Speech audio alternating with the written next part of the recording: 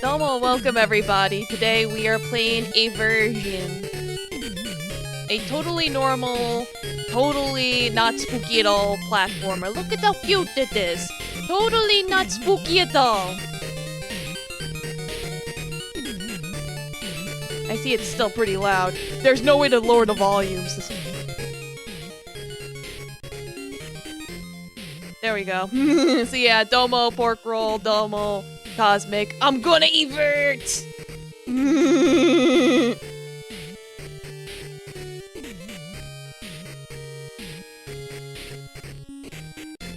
Okay, let me try meeting in the middle here.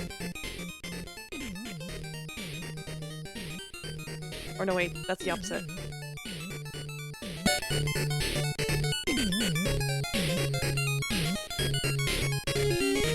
I think we'll live. Wait.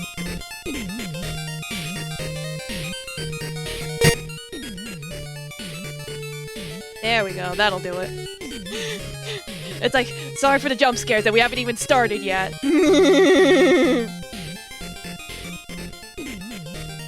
Like, you might actually invert so hard you stain your pants. Oh no.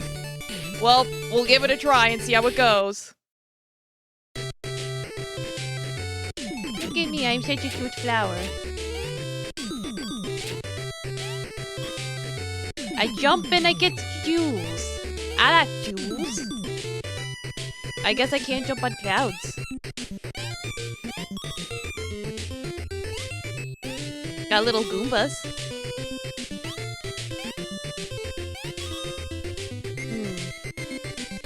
Oh! There's a little warp spot. Well, before that, let me see what else I can do here. Yeah, the clouds are not solid.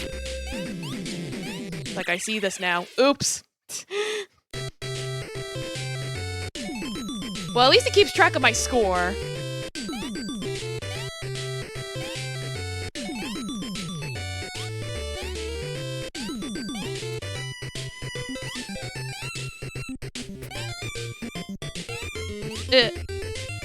Yoi. Yoi, sho. Yoi, sho.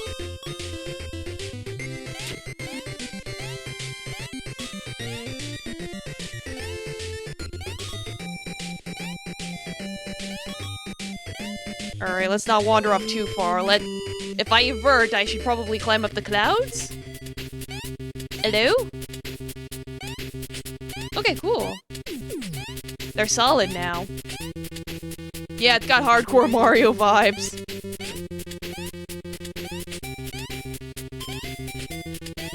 Ooh. Oh, there's a thing there.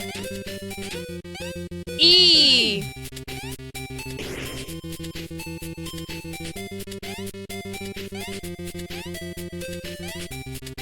I see the jewels up there. I'm like, how do I get up there?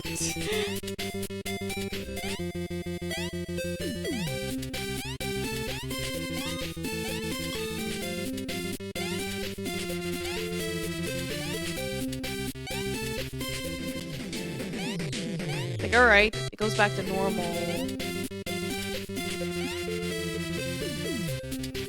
Your headphones glitched? Weird. Oops.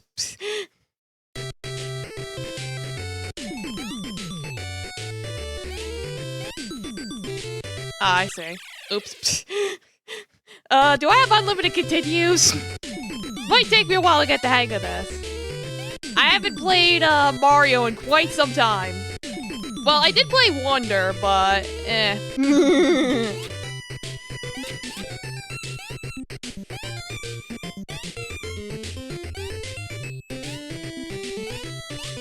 I see, I think that's the end of the level, so... I want to get those 2 gems! I want them! Give them to me! I'm gonna have to do some parkour, aren't I?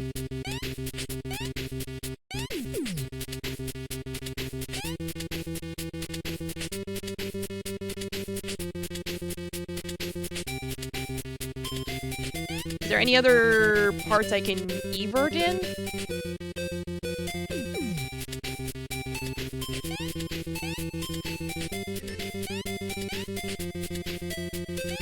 It is a platformer. Yeah, I figured. Oh, I see now. I gotta do some tricky jumps.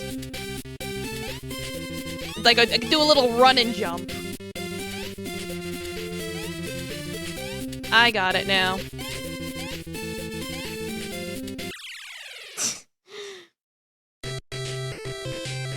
I got all the gems, I can move on.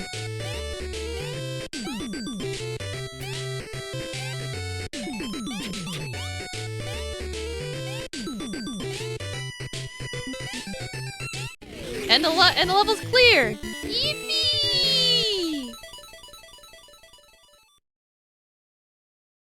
Do I what? What do I do? Domo Jade Bun Bun, welcome! Yeah, we just started.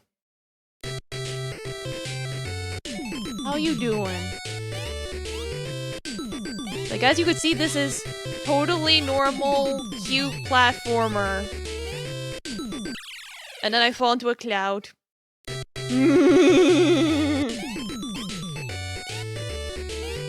Like, right, I can only jump on the clouds when I'm everted. I don't see a signal thing yet.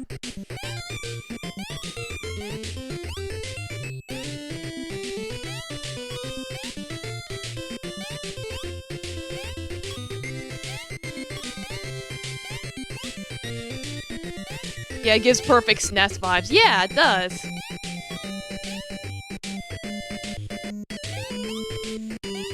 Bonk. Like, I assume the little happy faces have, gems in them, but I'm like, how would you get down there?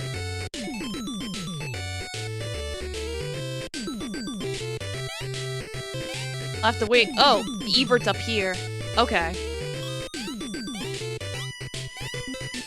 Okay, I can't continue until I evert.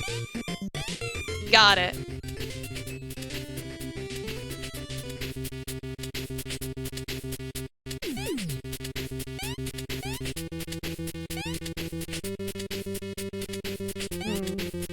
Trying to see how to get to that cloud up there. Nah, I missed.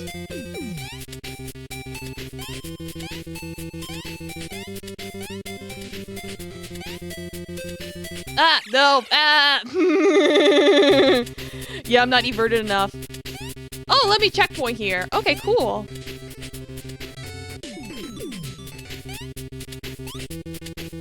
I'm glad this game has checkpoints, because I'm probably gonna fall a lot. Until I can figure out how to jump on that cloud.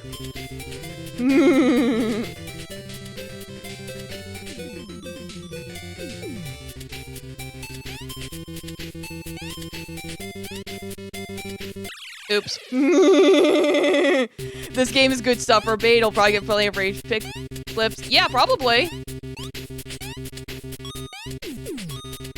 Let me just get these for now, so I'm not worried about that.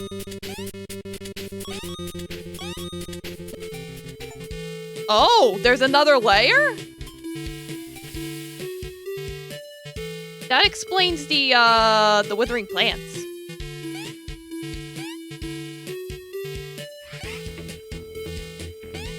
Oh, they don't look so happy. Eh.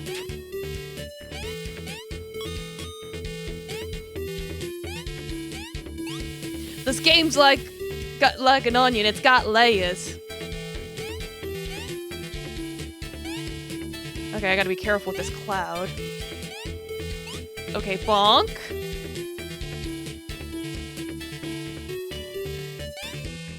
Like, how do I make it to that? I'm glad there's no timer. Yeah. That would be terrible. Ugh. Nah, it's not gonna make it.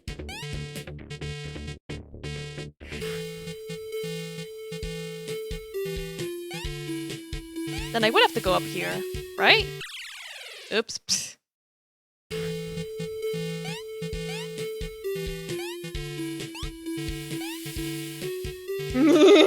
Thanks for the clip. The first of many, I imagine.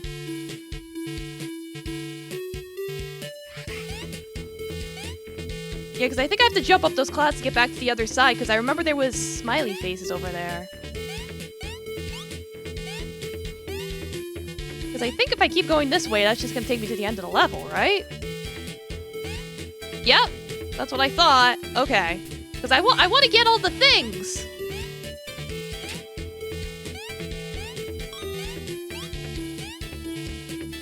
Yeet!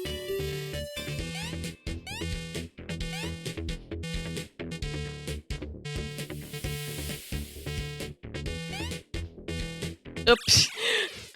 I hesitated on that jump. I should not have hesitated on that jump.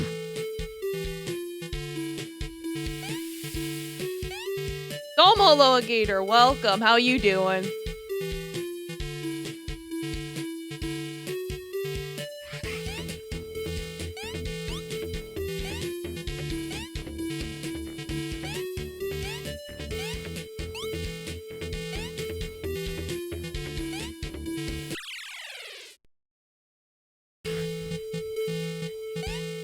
Yeah, that didn't work.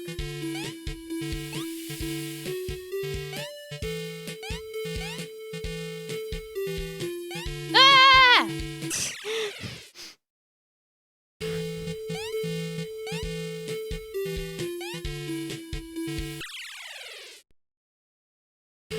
I'm sure I can get it.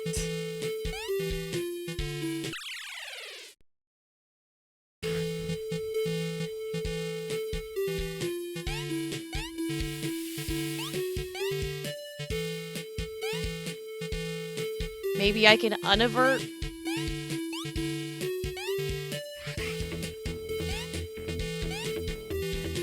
You're doing good? Well, that's good. I'm doing well, thank you. Nah, I can't do it that way, because then it's like I can't leave because of the bushes.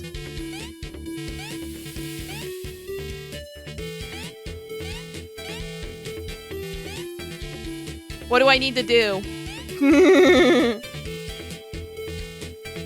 Yeah, I can only unavert in certain spots.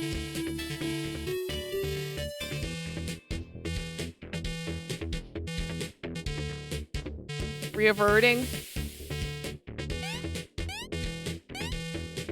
That's the thing, it won't let me. Because I'm in the spot where I would be in the other layer. And then if I go back to the,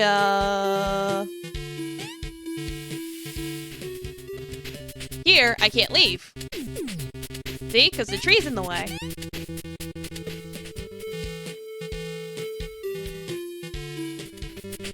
I'm locked in by the Bush administration, pretty much. I probably do have to use the enemy for leverage. You're probably right.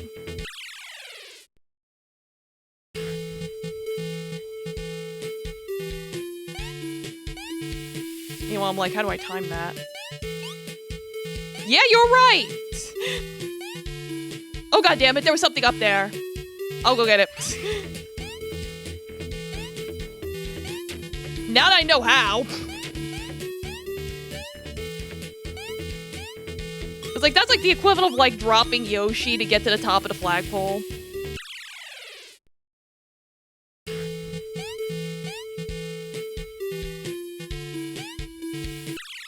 Oops.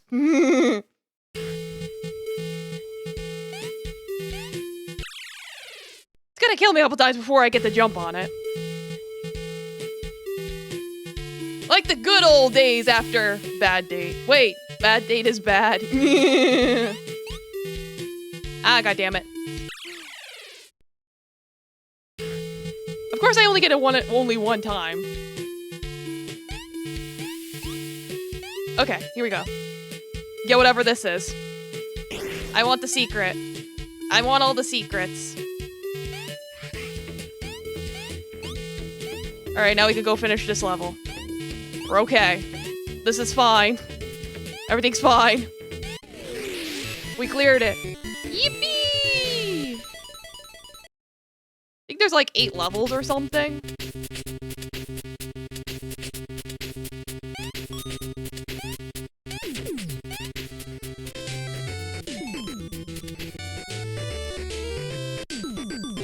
Oh, I see. You would pass through the clouds.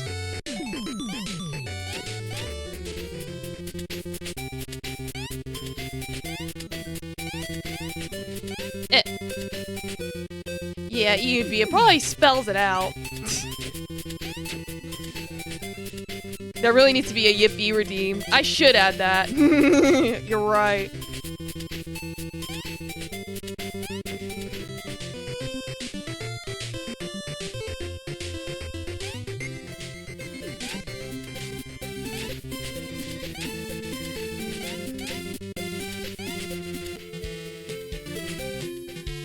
Ah, here we go. Like, I want to make sure I'm hitting all the blocks along the way.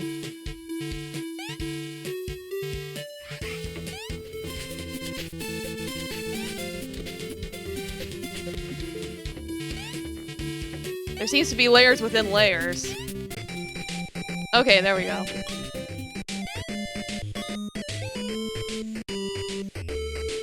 Yip you woo wish dream.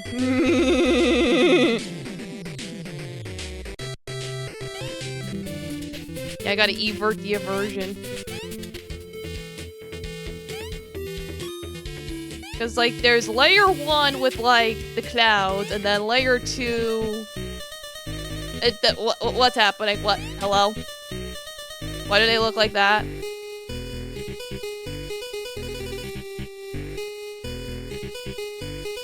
To see something here. There you go. Yeah, Pokemon Eve version. Among Us beans. Yeah, I know it does mean turn inside out, so that's basically what we're doing here.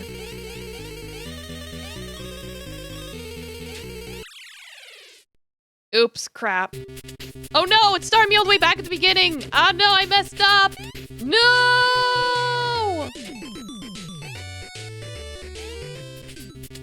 Well, I know what I'm doing. I just gotta go in and out. Like that. Hit the blocks.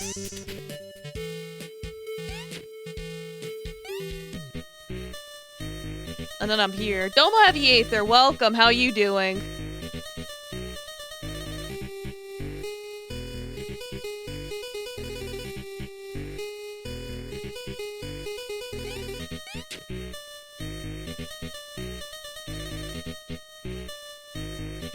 Can I head back this way? Oh, I can get the gems now, at least. Can I bonk you? Okay, cool. Yeah, such a warm welcome. Domo Lemon Juice, how did you get those scars?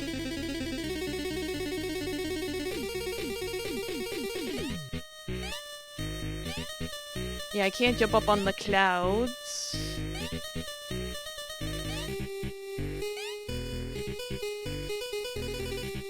Y'all peed in the pool. No, no peeing in the ball pit! No!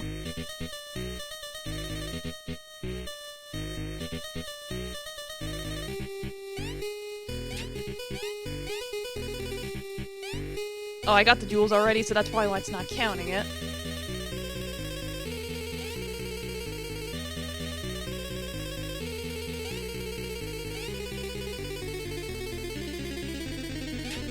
Just try not to touch this enemy. Kill it. And then, he's just staring menacingly! It's like circumcision. No. You had a family situation come up, so you're looking forward. Well, I hopefully that works out for you. No toaster in the mud bath. I could jump in the Amoonguss beads. I just don't want to risk dying and starting over. It's like jumping on the Goombas.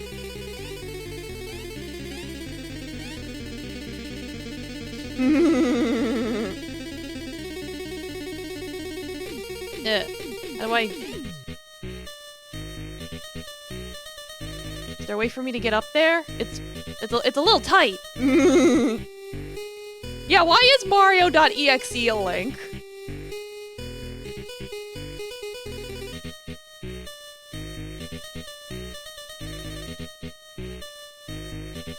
Can I evert anywhere?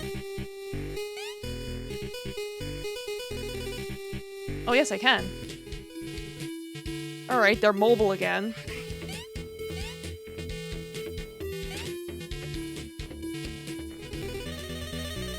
Yeah, I can't pass through the clouds like that. Oh god, what's happening? No, I didn't get all the jewels! No, fuck! No, I want the jewels!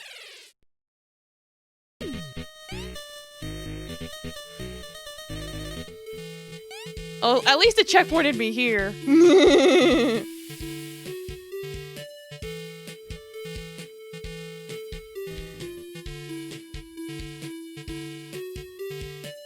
Citizens, let me tell you why you shouldn't take a toaster into your bathtub, because your toast will get all soggy. Yes, exactly. I need to wait for the enemy to move to the other side. I probably can smash more bricks, but it's like... there needs to be space between me and the block for me to smash it, otherwise it doesn't work.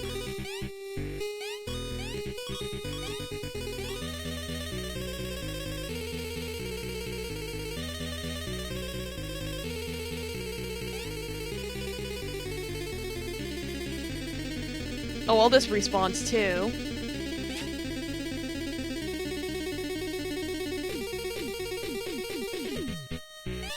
Get a little sippy of that wine. I didn't say you put the toaster in the bathtub, you fucked it. It's like, it's the same thing. You still have it in the bathtub.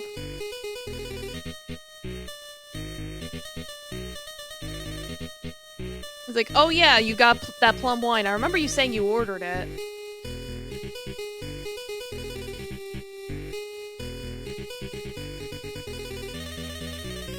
Actually, now I think about it, I probably can jump on the enemy. Would I have to wait for the timing, though? I probably would have to wait.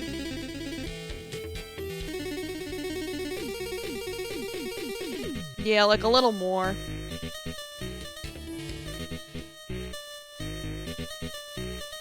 Yeah, can I...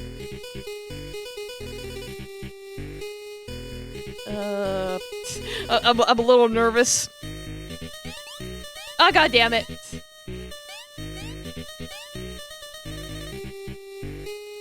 Yeah, because that's like the only way to get up there, isn't it?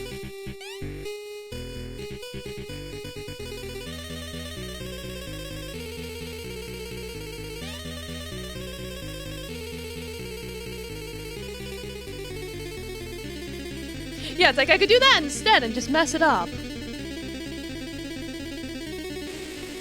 Oh well, death is gonna chase after me again, so, you know. Ugh. Oh god, oh god. Ah! Ah!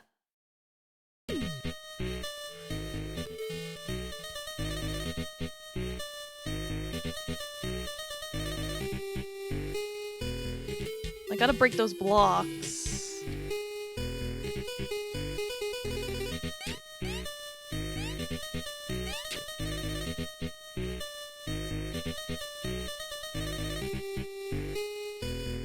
What if I jumped up and then like down on it and then it propelled me back up like a trampoline? Maybe that's what I'm supposed to do.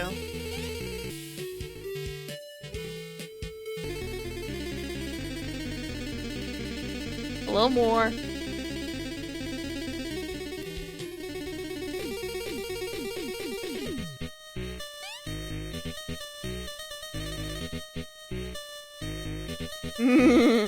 It's like lemon juice does that with everybody. What? That didn't... So how am I supposed to get up there?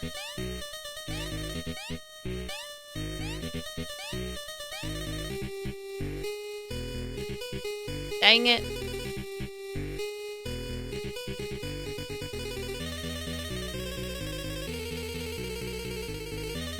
Well, let me try out running death again. I probably won't be able to. Oh god. No. No. Ah, fuck.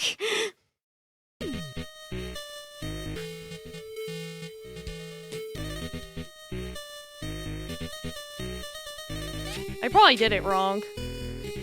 So let me try one more time.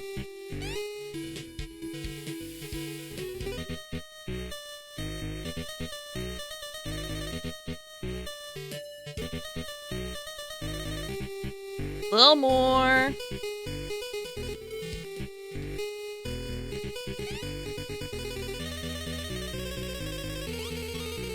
Okay, cool. The trick was I had to hold the up key. Because I was like, it's like I didn't hold any keys when I was doing it. So I was like, let me try that.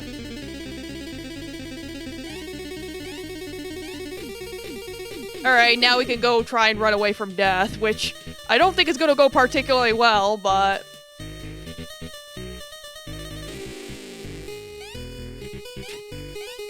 Oh god, I'm already flopping. No! Ah!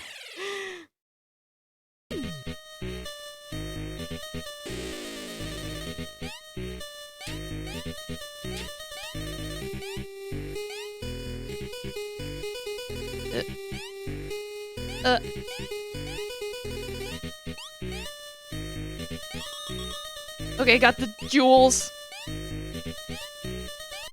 Okay, I win. Yeah, I got it. Yippee! Jewel maxing, twerk maxing, fart maxing, we're all maxing out tonight. Hell yeah!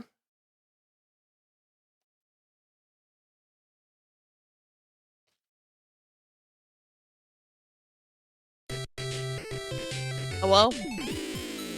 Oh god. What have I done? I think I broke it.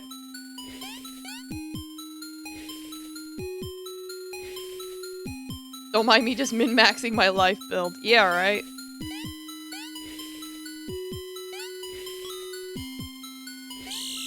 Oh god! Hello?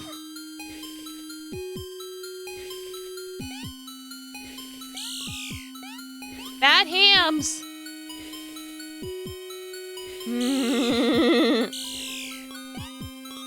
Yeah, it's like hugs and kisses, thoughts and prayers, and all that stuff. I can go through their arms, but their hams, I don't know. The more you vert, the more it makes me think that one of the SCP killed the whole universe. Probably. Oh god, ow.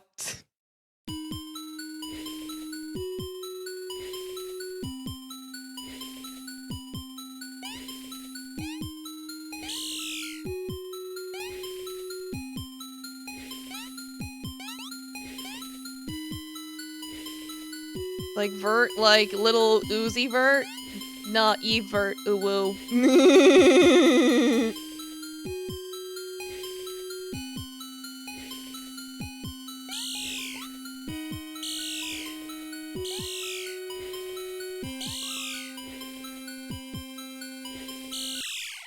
Oh god, I gotta like squeeze in there somehow. And not die. Like, welcome back to the Try Not to Be Taken Away by the Big Zelda Hands challenge.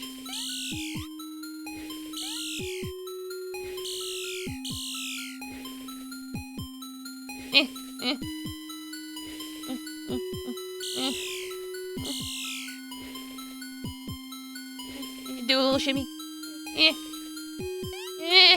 God damn it. Ah, she's an alpha, but not around your boy. Whatever you say, lemon juice.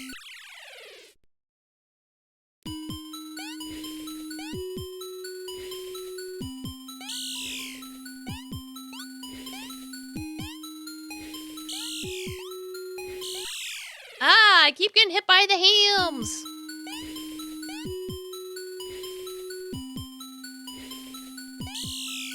It's hard to jump because it's like, they pop up like right when you're there. So it's really hard to time. Let's see here, do a little shimmy again. I need to get that jewel. As you can see, this goes by Wile E. Coyote physics. Okay, got it. Like, damn, Satan got hands. Oh god, can I make it back up? Nah, at least it saves my progress. I'm glad it does that at least. Imagine if it didn't. That would suck. Oh god. Thank you, I appreciate the cheerings.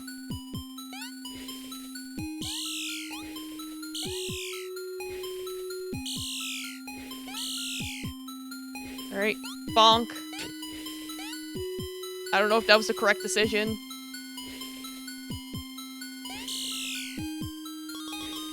Eh.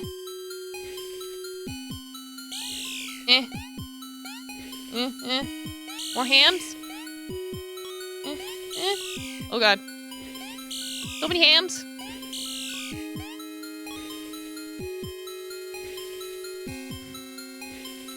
It's here where every piece of living matter just died 8 days prior to finding the universe.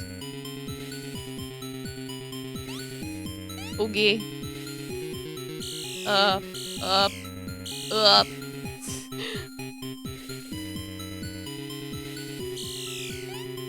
Ow. Alright, it checkpointed me here. That's not too bad.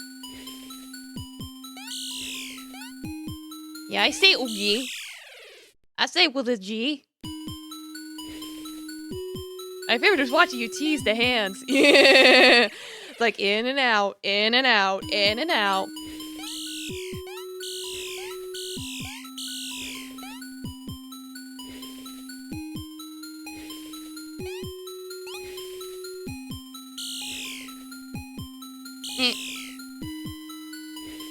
It's like, damn, these Satan hands.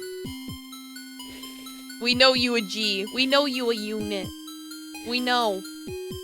You get that pussy.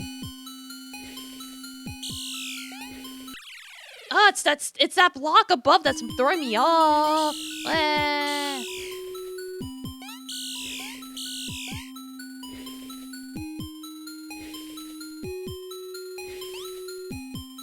Having a thing attached to him? What kind of thing? Ah! How am I supposed to make that jump?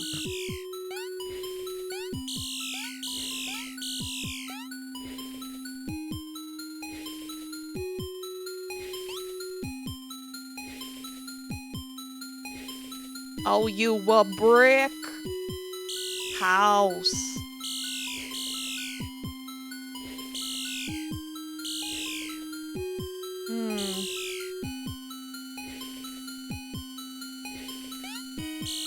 Okay, I made that jump.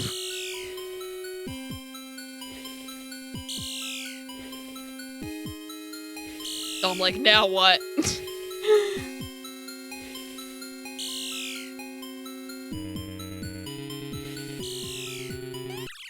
Ah, no! Fuck! Yeah, this is some jump maxing going on. Oh, whoa.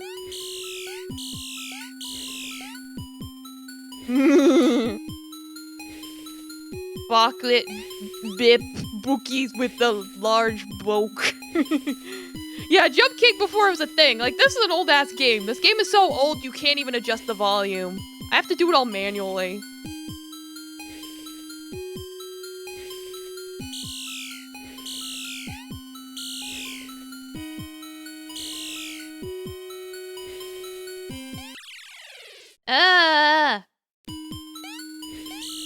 Like, I figure out how to jump over one obstacle, and then I can't jump out the other.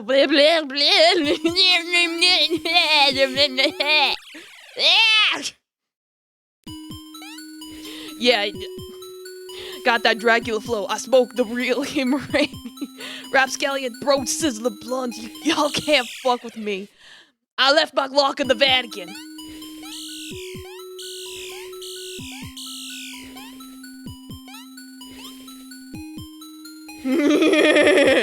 Have the 6-piece bacon nuggets with a side of stroke, please. Ah! It's Wednesday, my dudes. Ah! Oh god.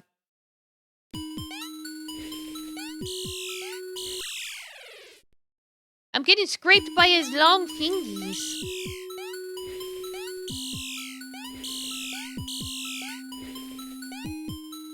The sweeter potato.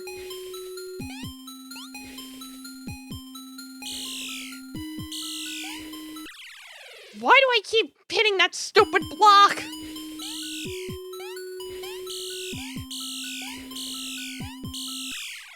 Ow.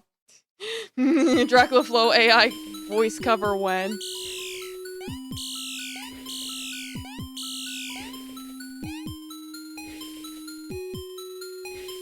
Like, I don't know.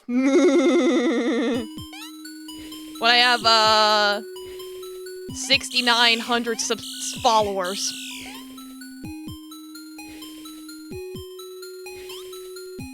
Your 3 separate weeks in my head, all given times. Cook week, stream week, and work week.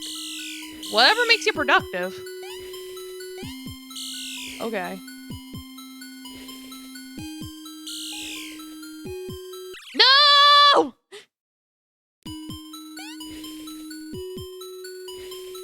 Of course you have stuff in your bloodstream at all times. Of course you do.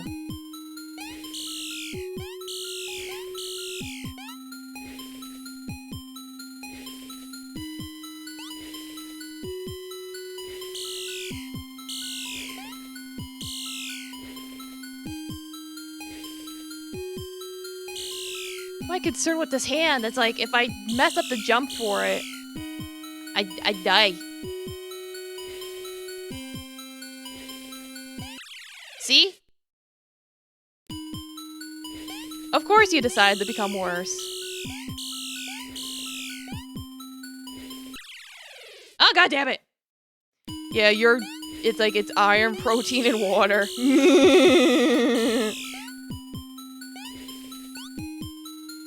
I'll take ibuprofen, cheesecake, and, antihistamines.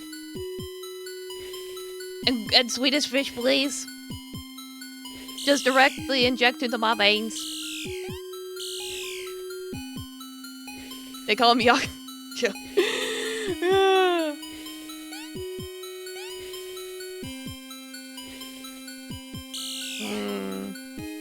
figure out how to do this. Ah! With so many bricks, they thought I was a fucking blacksmith.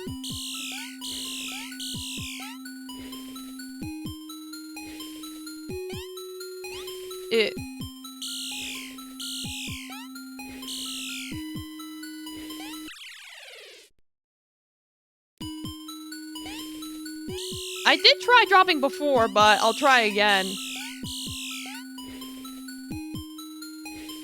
It's like when I tried before, I didn't make it. Maybe I just timed it wrong. And then I fucked that up.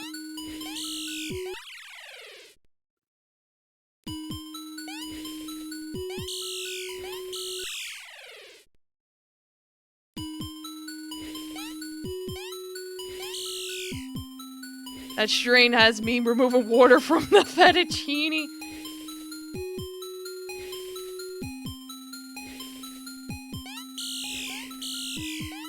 Wanna turn chat into a rat? Deep fried like them thighs? Why'd you eat it? Why did you eat it? Why you do that? Oh god damn it.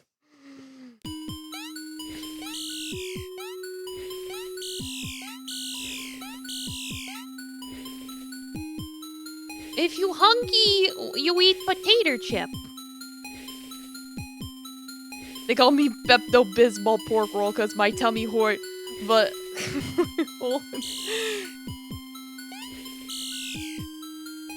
Alright, let me try. Ah! Don't eat bugs! Do not eat the bugs! Do not listen to the government people that tell you to eat the bugs! They are lying to you. Yeah, see, I tried to drop off just there and it didn't work.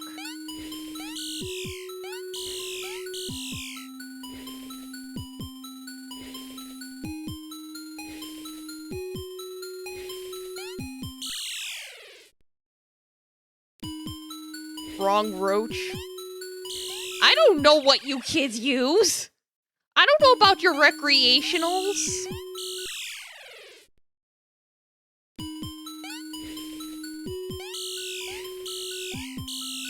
I don't know about your plants, your Mary Janes, your John Does. I don't know about those things.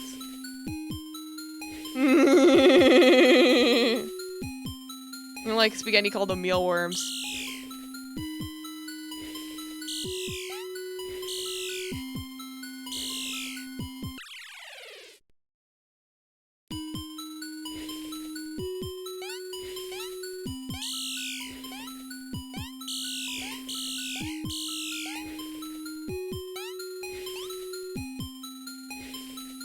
Eating that delicious fuck the pot meal. Oh boy.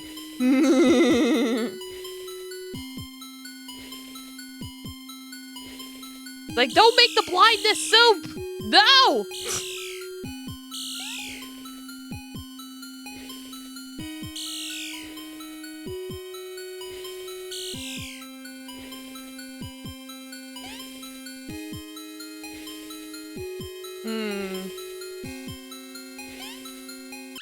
Ooh, I think I had, like, the right idea.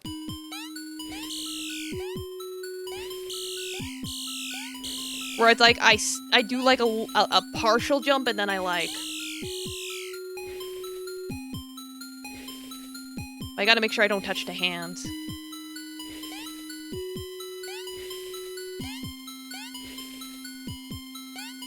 I'm trying to see, what's, like, the littlest jump I can do?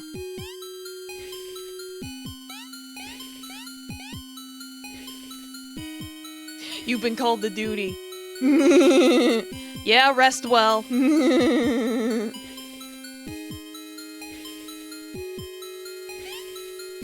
Oh, I almost had it. Maybe.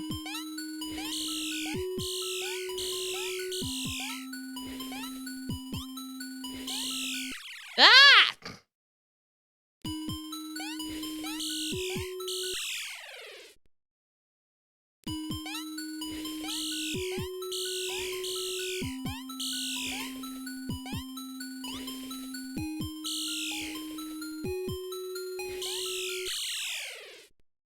Fug.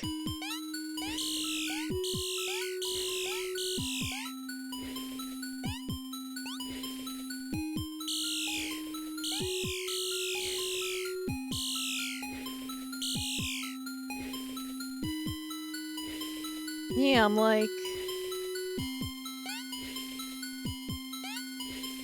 Oh, it was that fucking simple. Of course it was.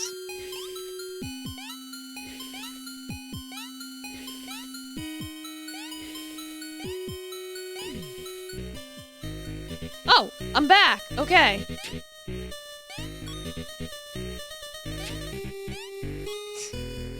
Domo Dizzy, welcome. Yes, it is a cool game.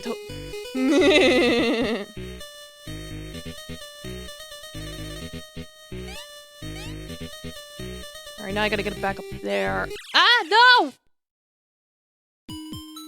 Oh my god, it checkpointed me here! No! Of all the places to checkpoint me. Oh, rip.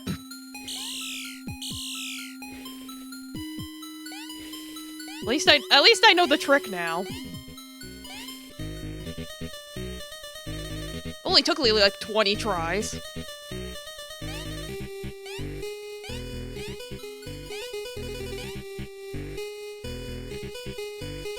Yeah, it's always simple after you figure it out. Exactly.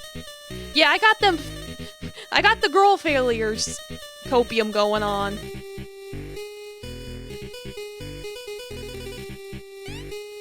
Okay, got that. I don't have to worry about the hams anymore, which is nice.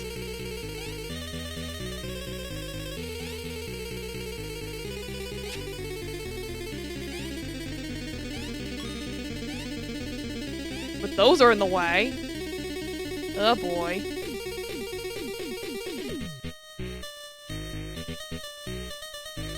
It's like, no, they're mine.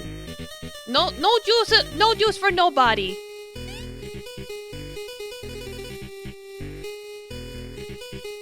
I am deliberately saying hams instead of hands. I'm being quirky, Uwu. Ah, fuck!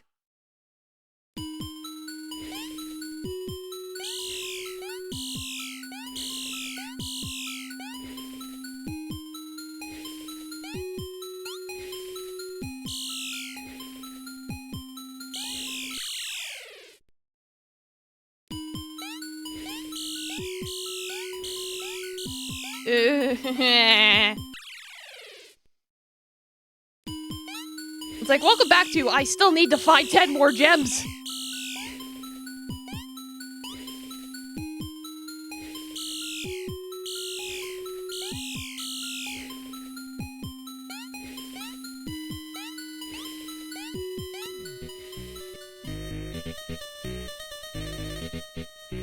Ah! I pushed the wrong button.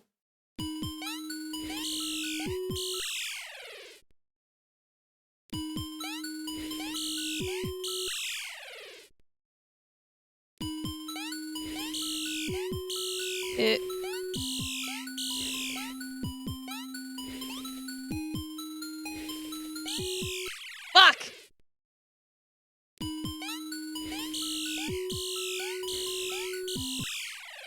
That! Really hate that this is where I checkpoint. I was like, I would have preferred if it checkpointed where I inverted. That would have made more sense.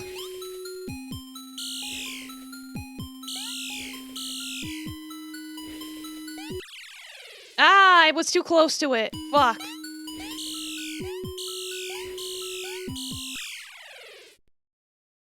Yeah, Dark Souls like checkpointing. It's like, welcome back to Mario meets Dark Souls.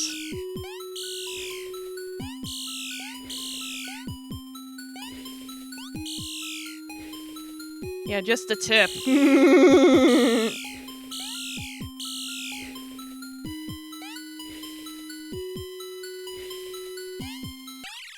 then I got hit by the I got hit by the enemy.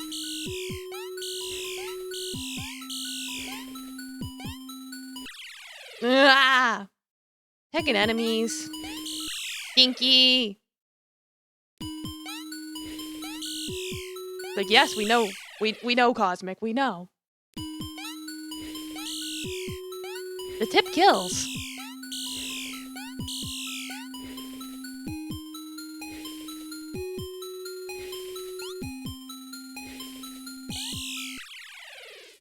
I keep hitting that stupid block.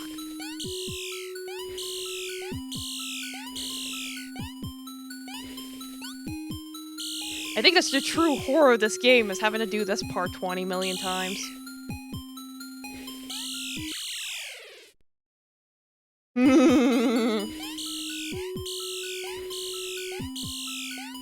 I'm sure they do.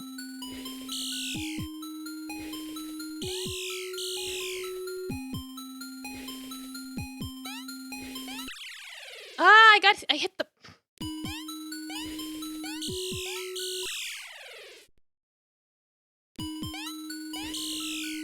Get him with the gawk.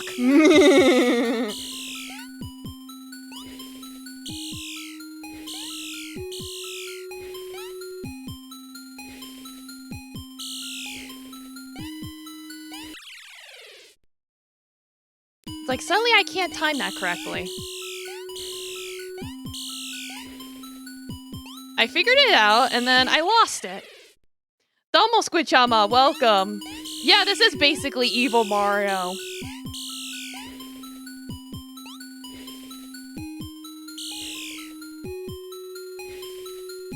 Bored of Bussy? Get going again with Gawk!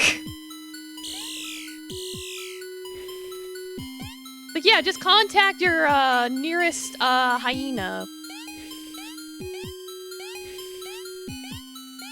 Like hyena girl.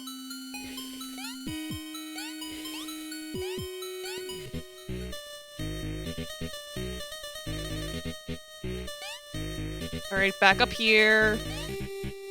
After all this time. How do I get up there with the enemies?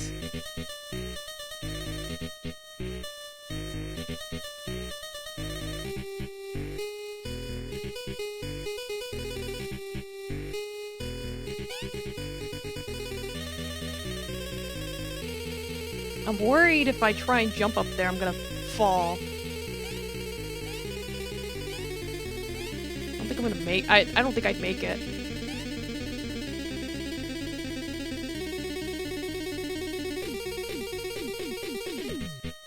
What's over this way?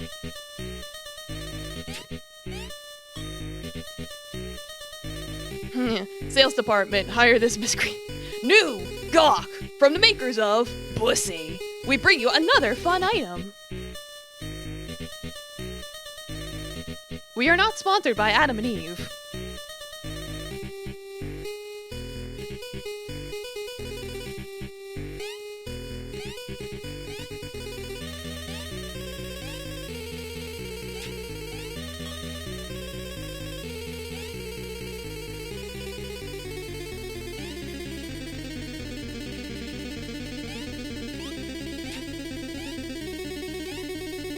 Wait, was that block important?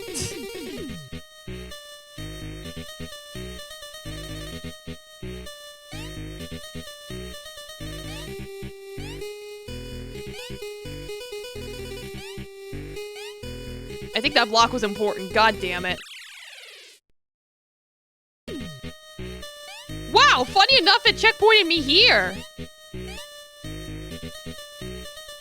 Which I'm like, thank god. Like, of all the places, I'll take it. I just don't want to do those hands anymore.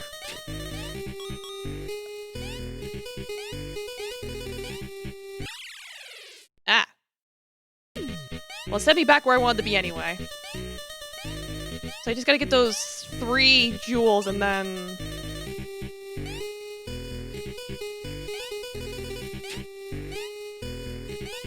Yeah, if I try and jump from there, that doesn't work. Let me see. No, that doesn't work. Unless I have to do it, like, perfectly.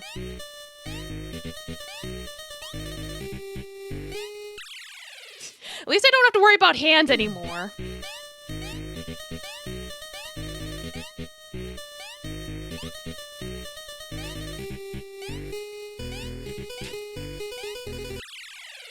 I still have to worry about that, though.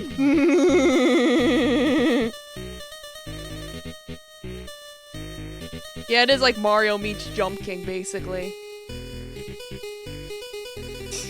It's like, tired of this situation? Black and white stock footage of some... Oh, God.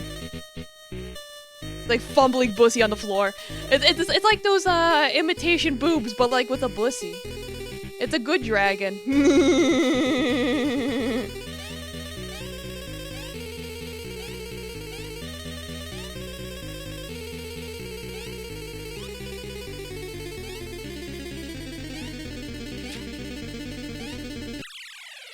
I'm trying to figure out how to get that jewel now.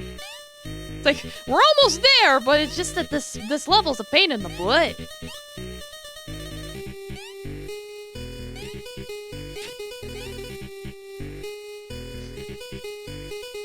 It's like fumbling Bussy all over the floor sounds like a dream gone wrong. Yeah, it kinda does.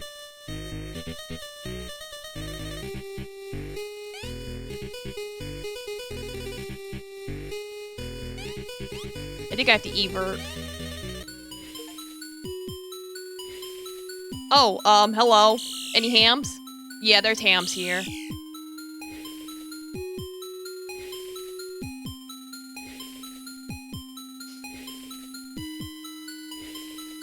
Are we talking about the back door? I think we're talking about the back door.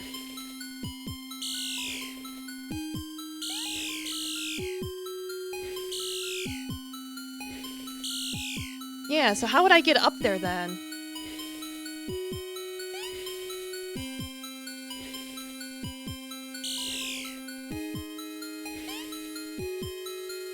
I would have to...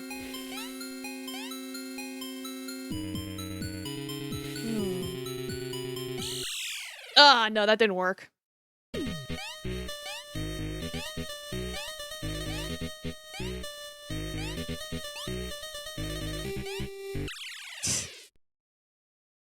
Need the orcus. You want orc girls? Is that it? Get hammed, get hammed, get hammed. Exactly, that's pretty much what's going on right now.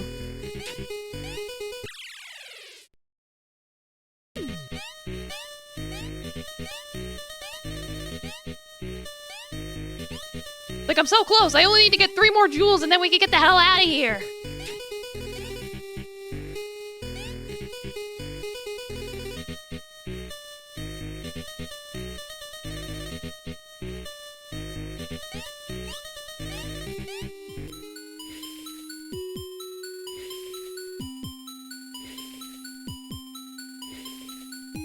You like them green and muscly? Alright, yeah, different strokes for different folks. I get it.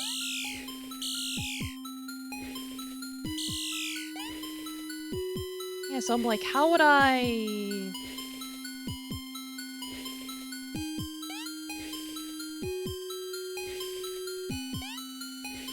I can do that. Ah.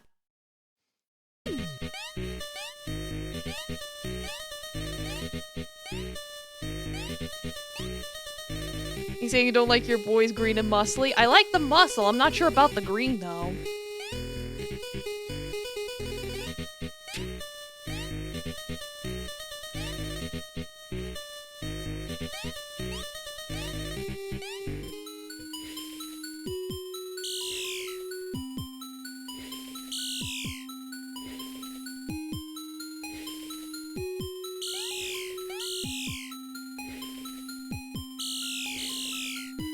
Yeah, how would I maneuver through the hams?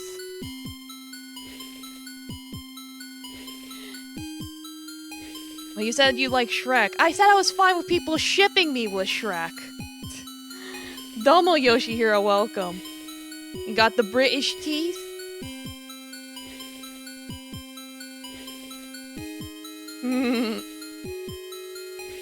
We all got our preferences. I like the big titty himbos.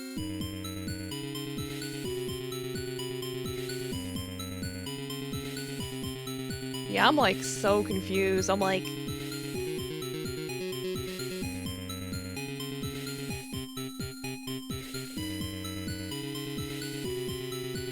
trying to check something here.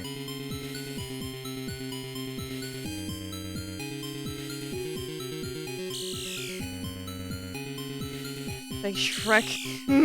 I said that in my debut. Like, yeah, ship me with whoever fictional-wise. Yeah, boop windows on men? Yes. Like, yes, please.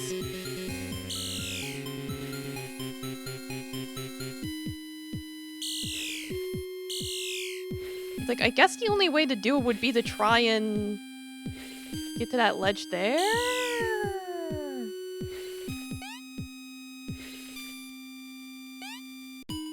But then I can't. Oh! I think I figured it out. Ugh. Don't kill me, you motherfuckers.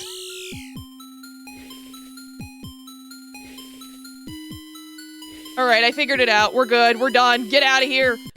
Finally, after like a half hour.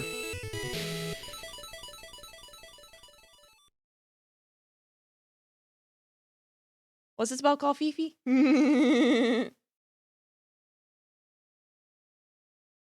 I couldn't jump up on the lower version level because there was trees and stuff in the way. Yeah, I'll check my posture.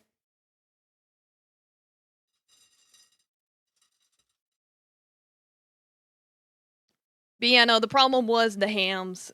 I didn't want to die from the hams. Hello?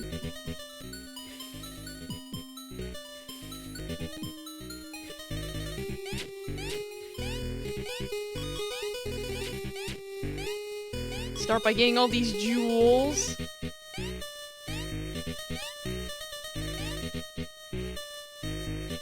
Thought maybe that was a secret. Or maybe it is, I don't know. Oh, you know what? I just realized I never got the secret letter of the last level. Oh well. Or maybe I did. I didn't. Well, I only got 2. Whatever. I didn't realize hitting escape would exit the level. Whatever. I could just go back later. I could just check a walkthrough or something. This level's brought to you by the letter H. As in, hell! Yay!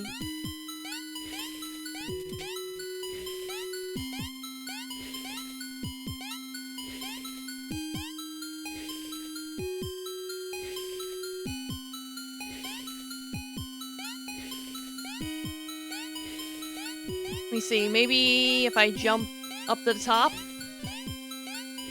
Can we get much higher?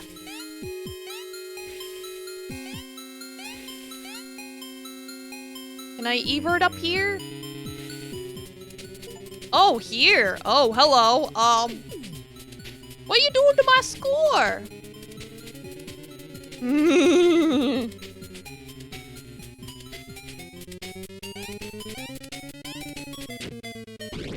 Oh God.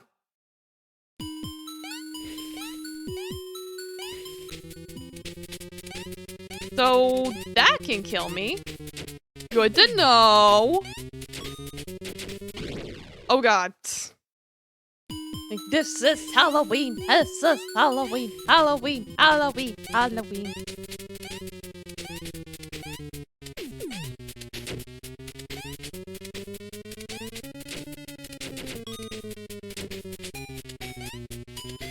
Can I get up there? It's like that thing looked anky.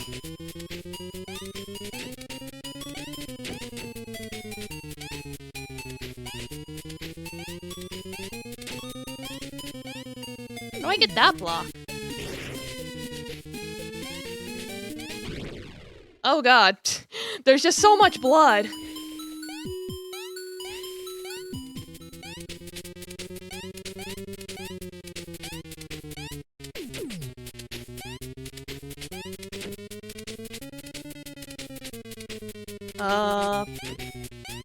It's not blood, it's ketchup.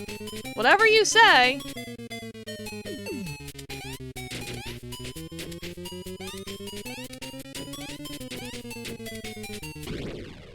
I think I do have to jump up there somehow. So I want to get that jewel. Oh, but then the vines are in the way. Ah! Yeah, take a nice dip in the blood lake. Are you warping the world or distributing my deception? We're going through layers. Ah, fuck.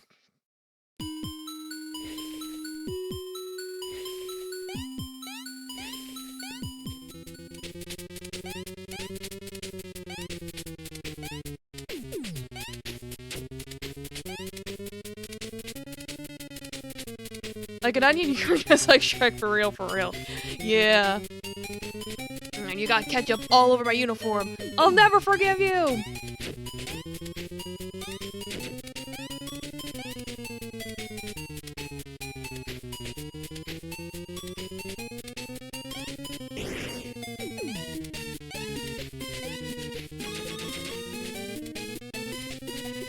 Like, I wonder if I can go back later. Ah!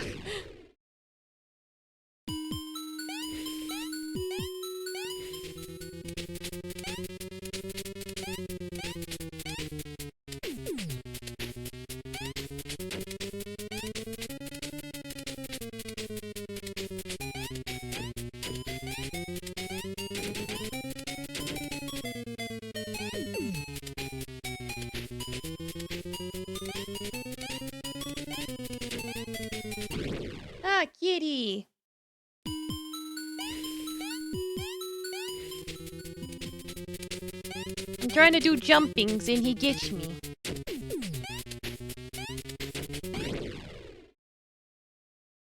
What, Kitty? What do you want, my child? What is it that you desire?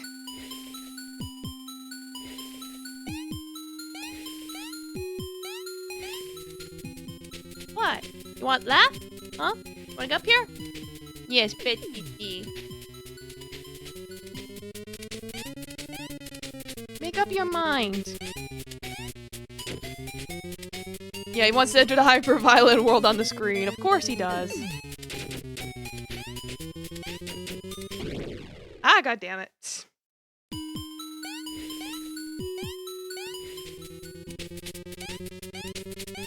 Okay, now he's on my lap. Yep, so do some pet things. Get comfy on my lap.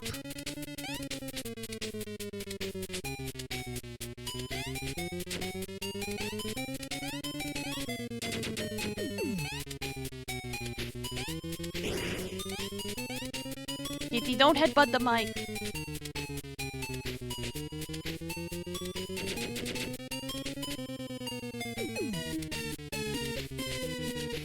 See. Ah! What's going on? Oh.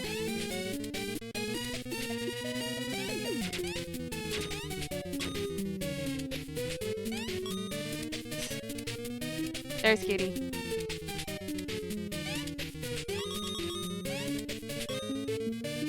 How? Oh, geez Louise.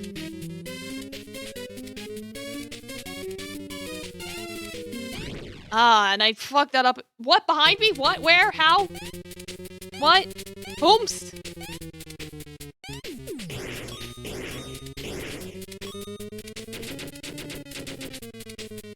Yes, Kitty, I will give you pets, but I have to jump.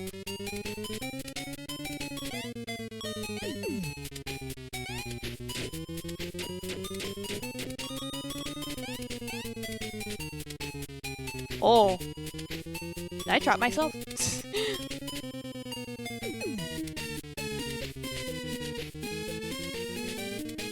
I did, didn't I? Well, good. Luckily, there's a thorn right here. Yes, you're behind us all the way. Well, thank you. Yeah, you get popped like a balloon here.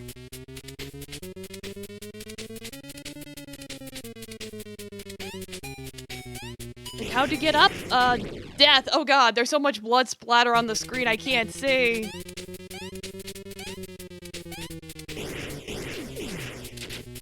Ah, god. There's too much going on. Ah!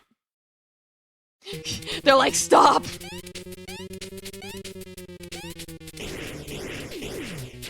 It's time to stop!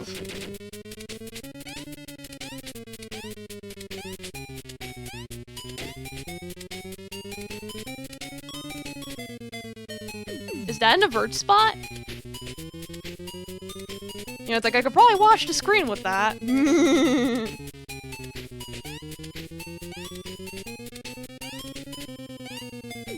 Actually, if I want to get those blocks when I evert again, I'm probably going to want to make a ladder.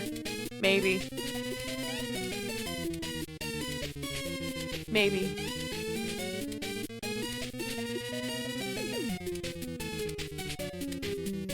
Like, I just don't want to evert and then I fuck everything up, but I don't think I have much of a choice.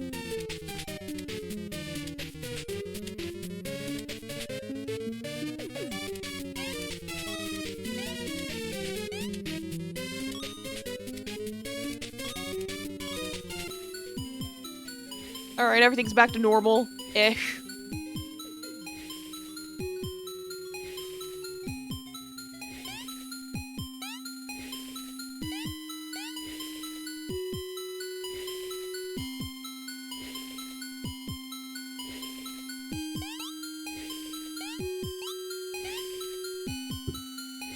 Kitty, you're flopping. You gotta stop doing the flopping.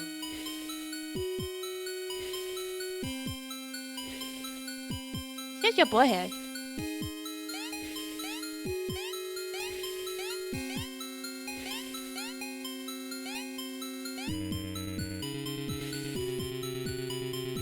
Oh, I can't head back that way? Wait, how am I supposed to get that 1 gem?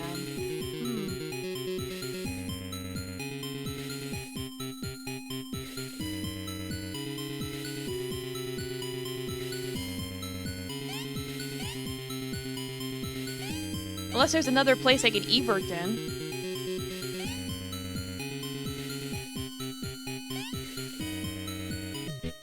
Oh yes, there is! Oh, hey!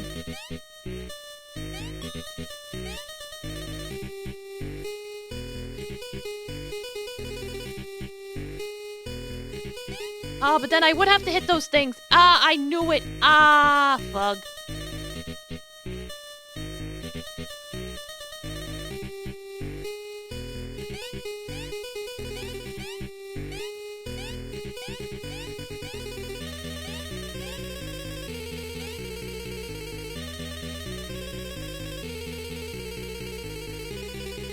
Like, what happens if I just die? Where does it put me? Puts me here. Well, I can kill these guys.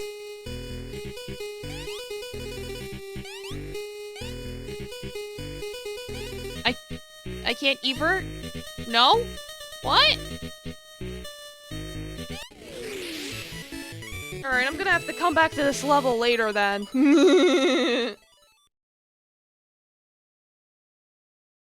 Alright, Kitty, you had enough.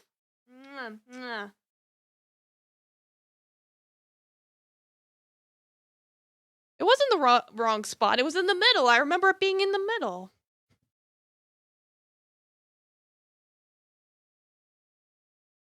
He's smelly.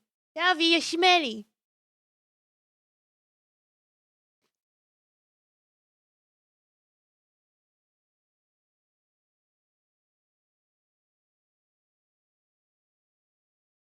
Mother? Oh god.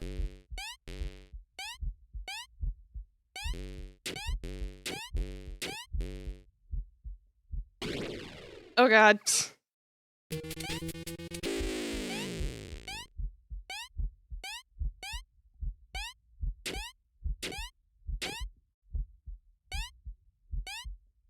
Oh god, the hams! Not again! I want the thing! Ah, no! Ah!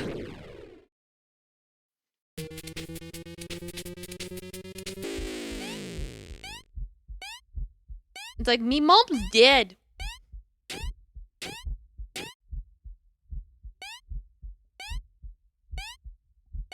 I got that, and then I die.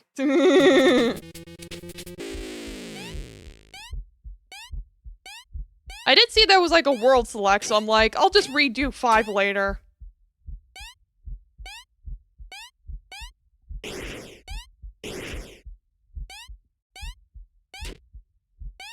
Ah, oh god, there's so many things going on. Hello, Mr. Hololive Enjoyer, how are you doing?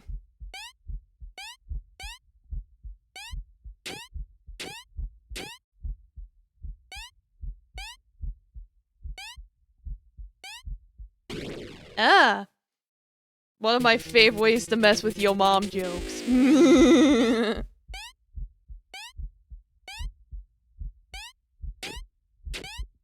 Yeah, it's like, enjoy the ashes.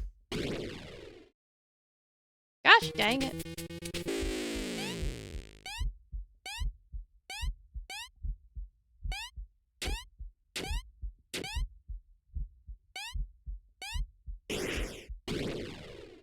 Ah!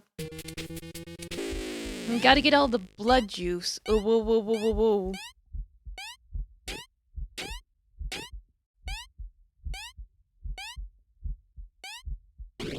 Oh, god damn it.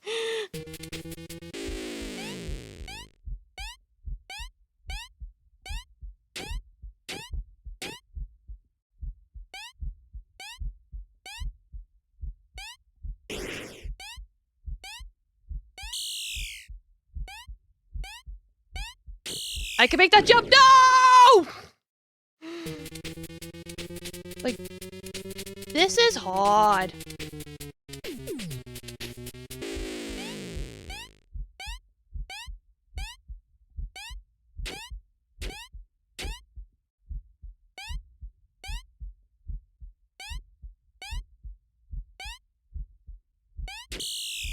Ah!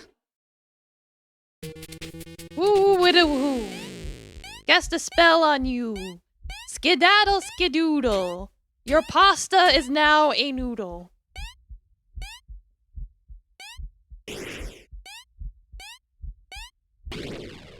It's like I gotta dodge these hands and I gotta keep moving. There's so much going on.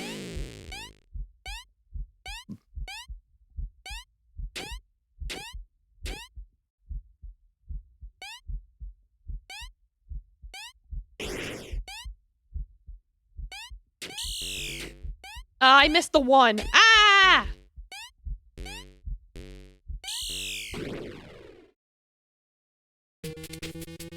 I don't want to catch those hands. No. I would prefer not to.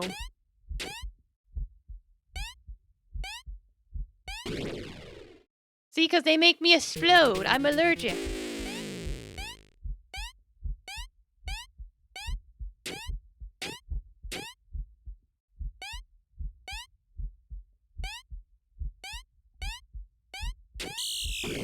I'm trying to get that one.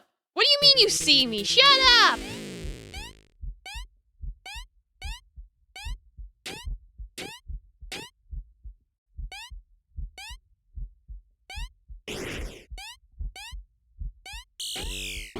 Okay, I got the thing, so I could just beeline it now.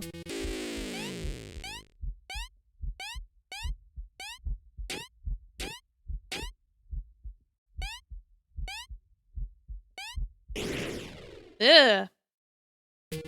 Yeah, they're like Tammy.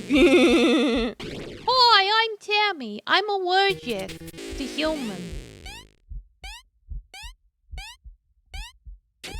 Pay for my Kool-Aid.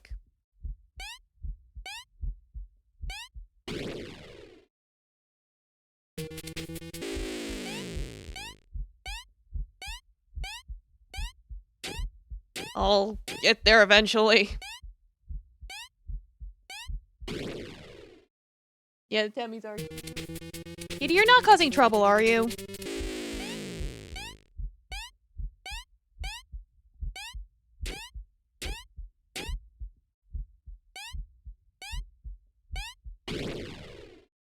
Yeah, Mimi loved the Temmies. Feels like, Temmy, are you me? Yeah, I could see that.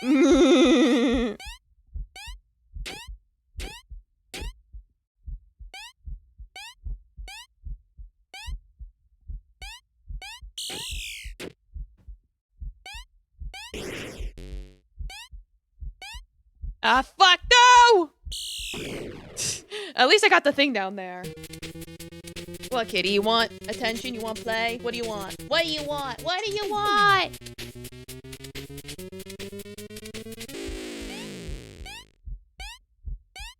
I cuddle with him, I play with him before stream, and he's like, nope, that's not enough. I want more.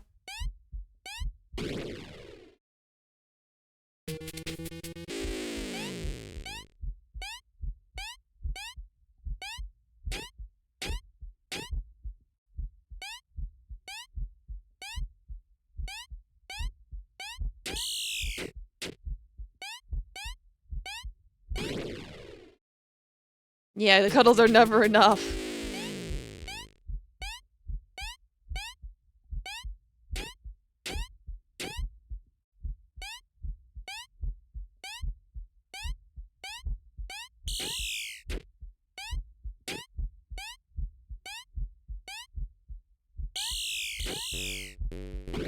Ah!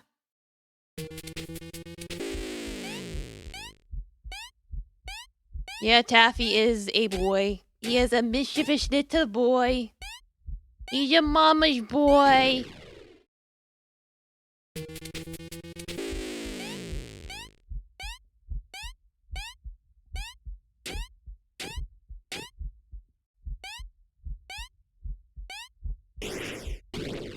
Oh god.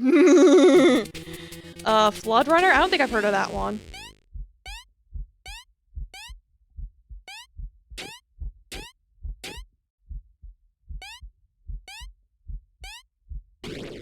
Oh god damn it, the fuck.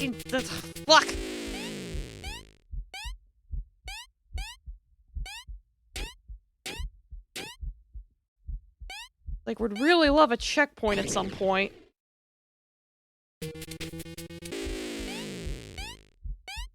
Yeah, you could collect some of these deaths. There's a lot of them.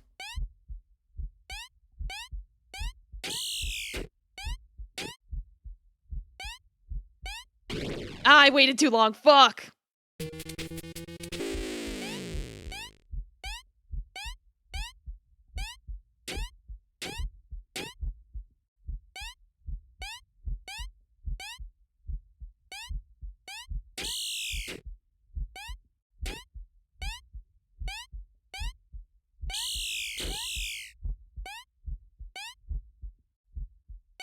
No, I want the... Ah. Okay, at least I got those. Oh, checkpoints be there? Oh, god damn it. It's like, be careful what you wish for, kids.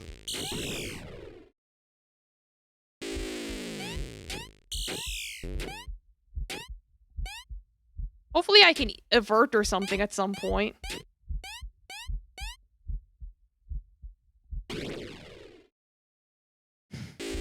Like, no, I'm not giving up, game. Shut up.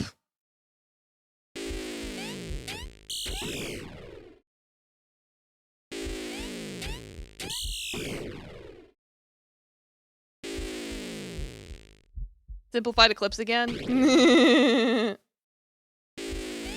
Yeah, it's like, I don't always subtitle my videos, only when I think it would be helpful.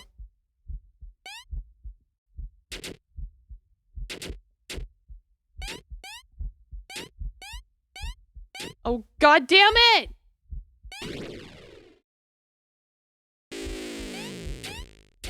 I put you in such a shitty spot. Ready to die. Are you ready for die? You're like, no. How am I supposed to? What the fuck? Like, how?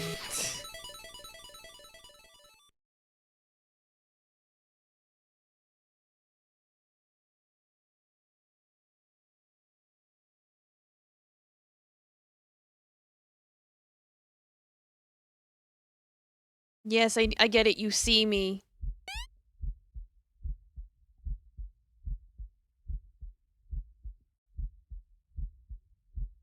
But yeah, I could just go back to the levels and get the gems I missed.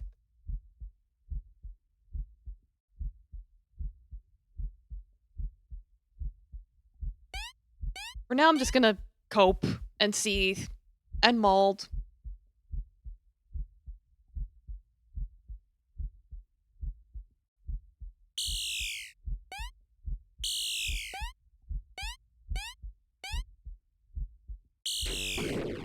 Ow.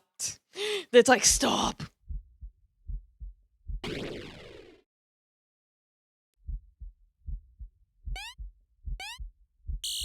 You are coping. Coping and seething.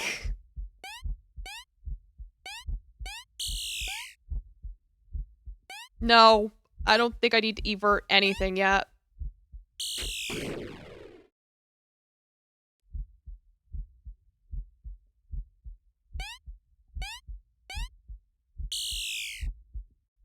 Or maybe I do. I don't know. It's like everything wants to kill me.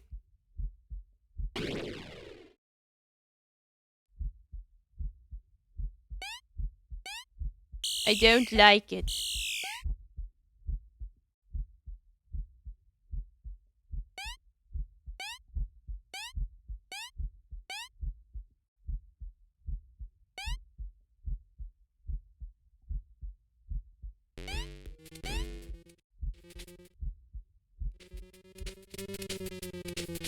Oh, here we go. Oh, the vines can still kill me, though.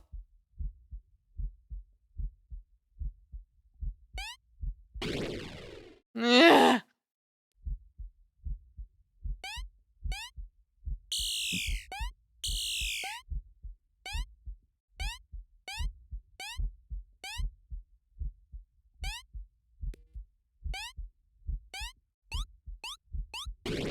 Okay, I can't kill the rock enemies. I got an achievement for getting a game over message.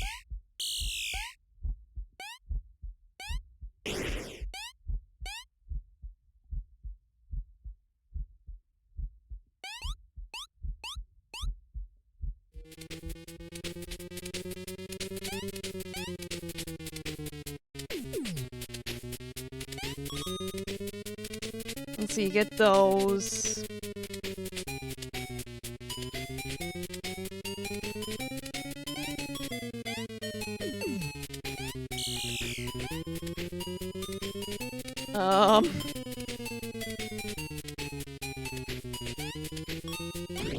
Ah, fuck.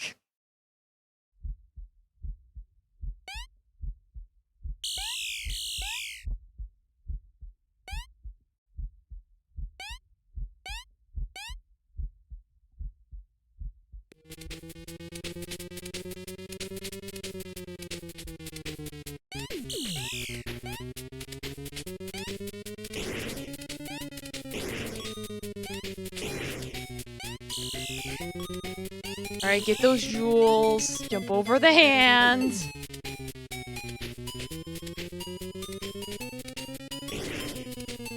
Kill. Kill. Or I want to kill.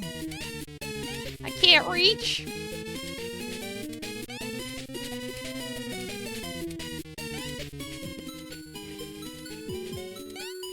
Oh hey, it looks nicer here now. Still can't reach those.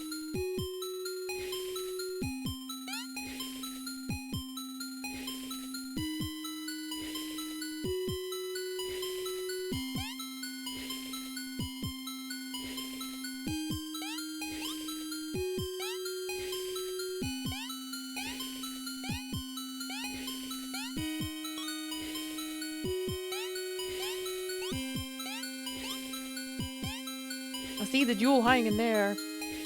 Yeah, it's like, you know, it's a bad day when Mustard Skies look nicer. It's like, oh yeah.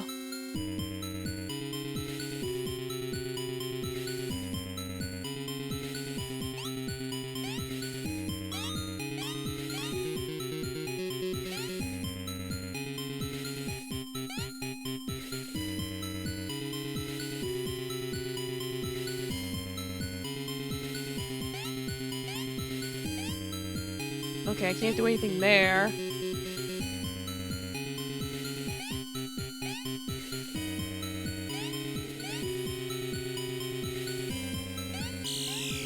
Still gotta dodge the hands.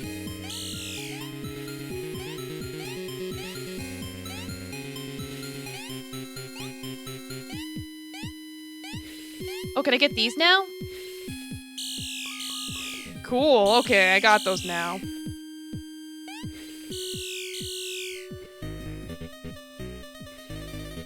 Yeah, returning to a shallow layer, but through different points that you can enter through. How certain are you it's the same shallow layer you came from? I don't know.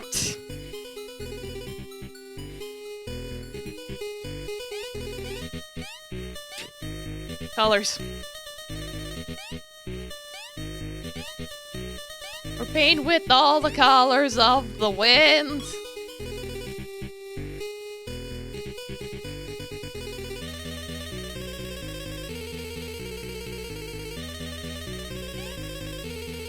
No clouds.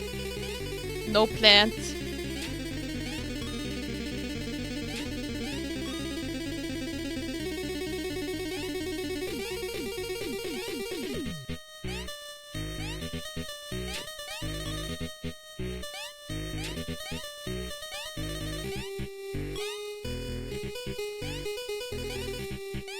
How do I get up there?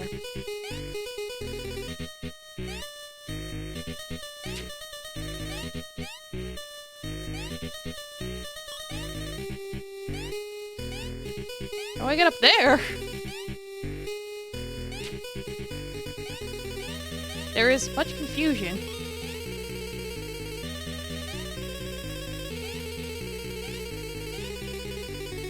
Yeah, I guess the rock enemies would be how we do it.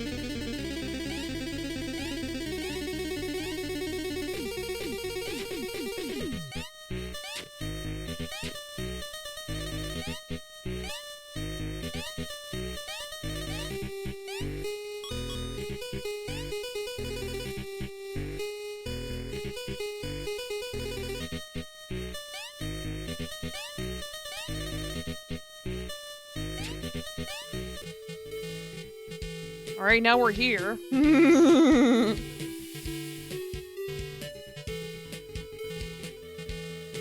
Like, this lets me jump on the clouds, right? It's like, that's... This would be helpful.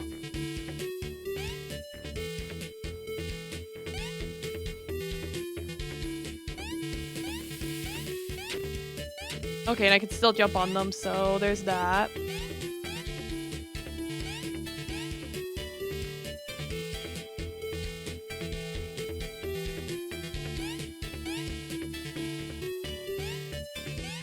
Still seems like I'm probably missing something.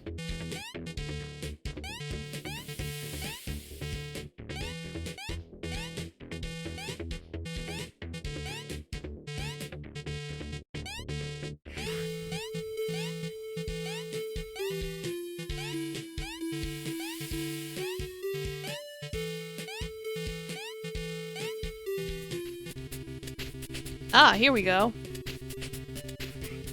What did that do? Like, I guess we're back to, 7-2. Oh, well, that grew. Make work of that.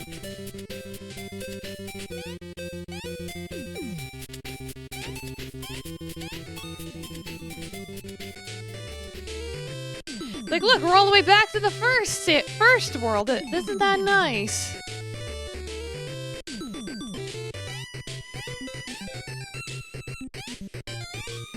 Look, we can get all the gems and it's all smiley and happy.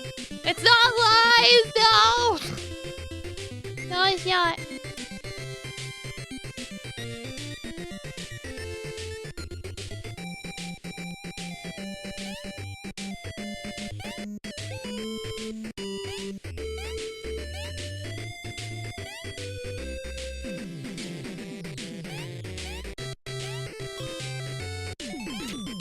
Hit those blocks. We don't want this candy-coated deception. You don't, but I do.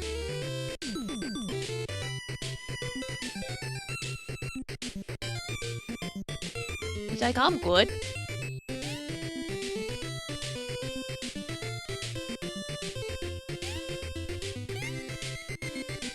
I think that's all I can get as them.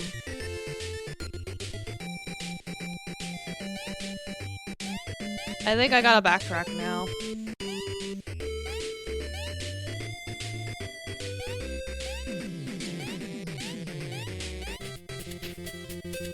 So we got 2.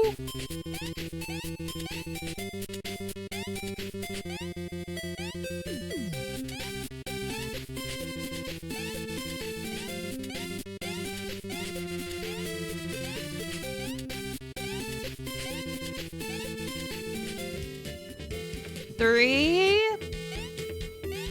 I don't remember where 4 was.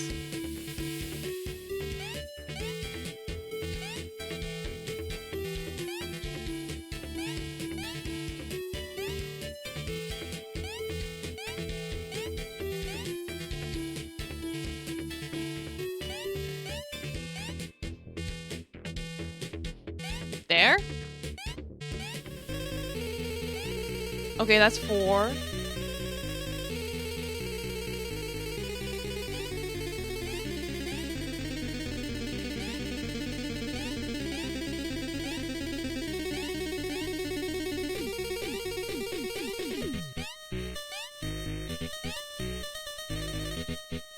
So where's 5?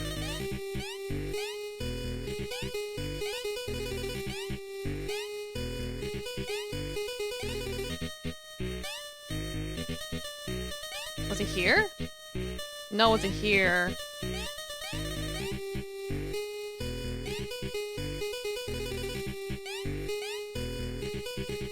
Well, how can you walk through bushes but also stand on clouds? 3?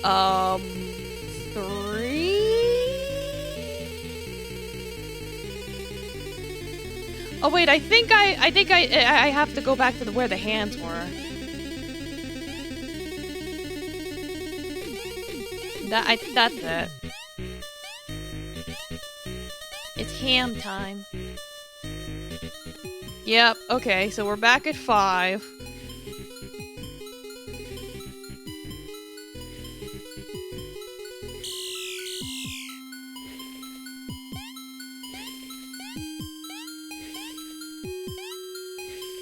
Not entirely sure what to do from here.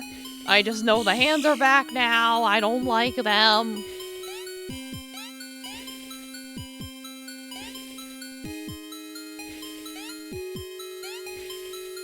I can at least get those jewels up there.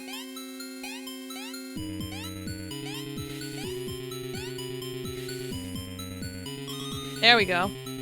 Domo Game Sodas, welcome. How you doing?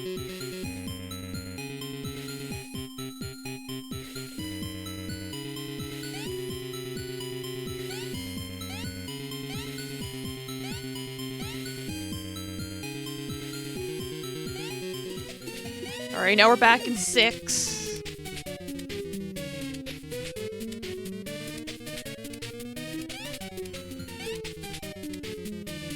Like, I don't like it. I don't like it at all. Ah, fuck, I died.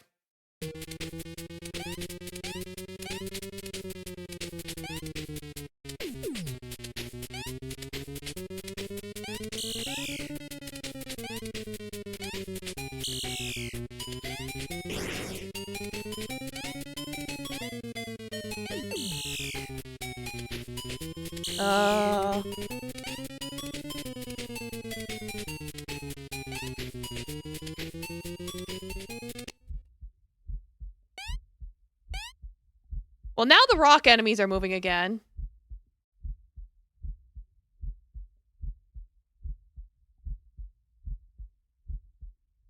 Because that's how we fully move on, is to jump on that rock enemy.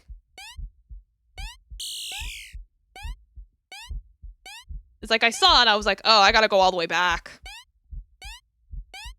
Like, when we get to that point, I'll show what I mean.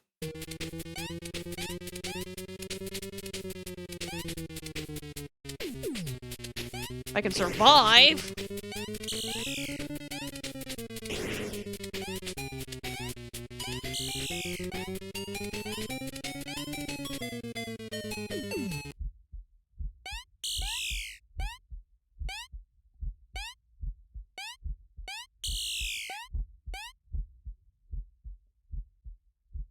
Almost Silverside, welcome. Yes, I know I'm missing gems, but it's like, I'm working on it. It's like, we'll get there, don't worry. I know where 3 of them are.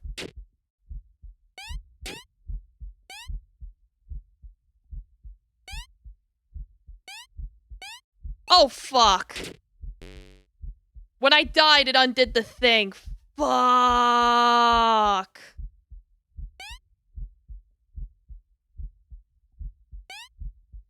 They really expect you to survive to do that.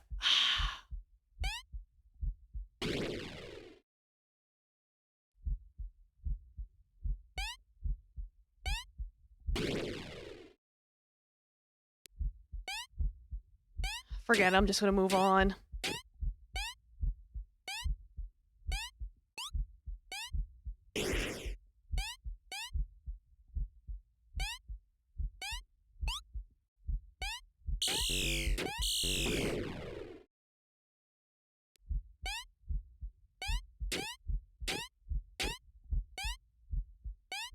Yeah, because that's the thing. It's like you would hit the blocks on the other levels, and then you would come back to this level to get them.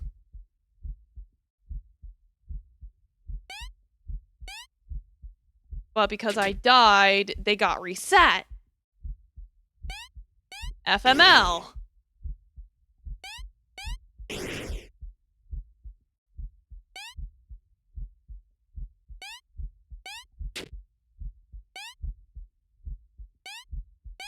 You know, at this point, I might as well just redo.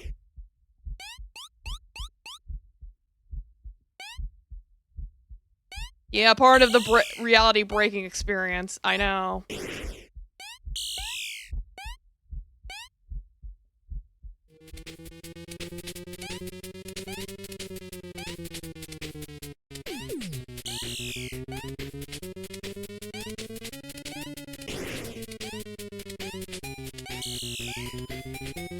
Because it's one of those things where you gotta go through the whole process without dying like I just did now.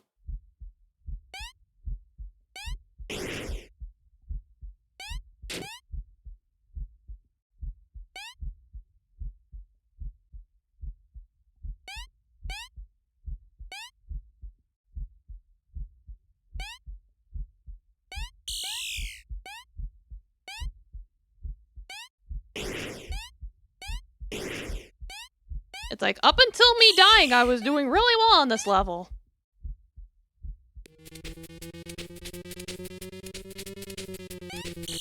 Almost the plants become deadly, and it's like... Ugh. The hands...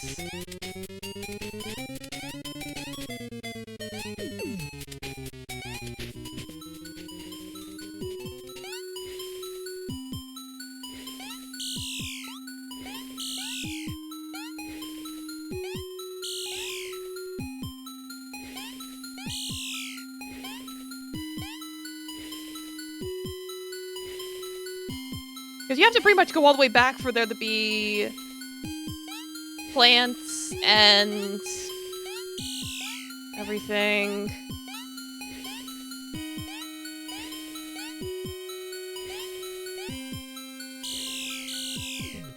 And it's like the warps are scattered all over the place.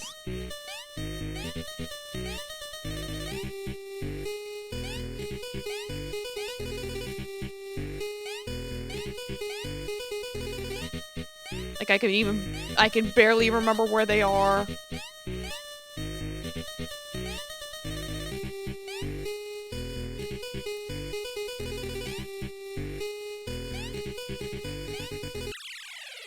And then I died to an enemy.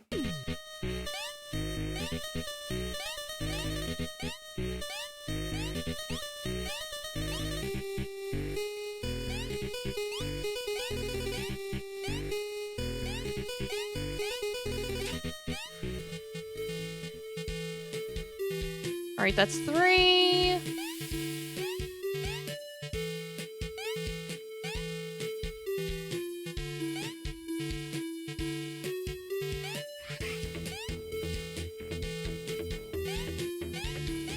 Two is somewhere around here.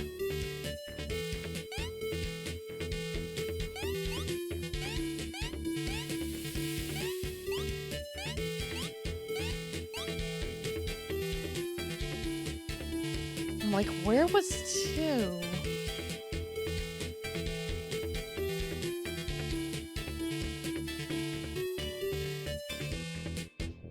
I think it was on top of those clouds.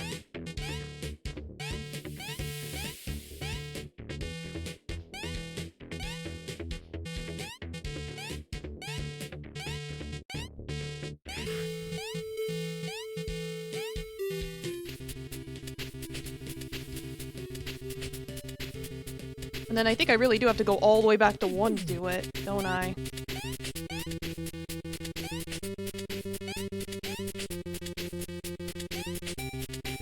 Or, yeah, because the thing's still solid, so yeah.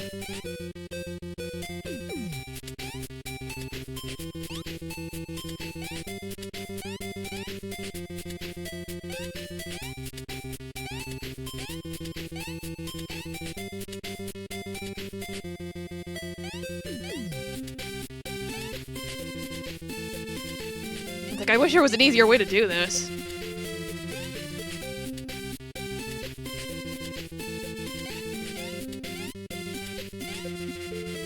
I might have walked past 1. It was up here, wasn't it? Yep.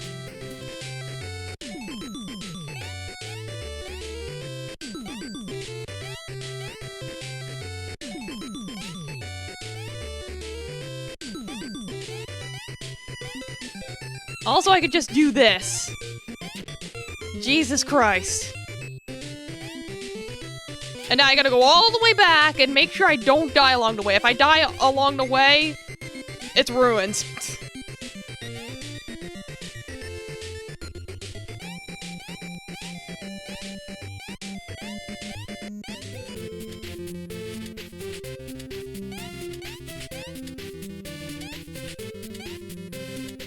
No, I'm like, where was the... It was the clouds, right, the clouds.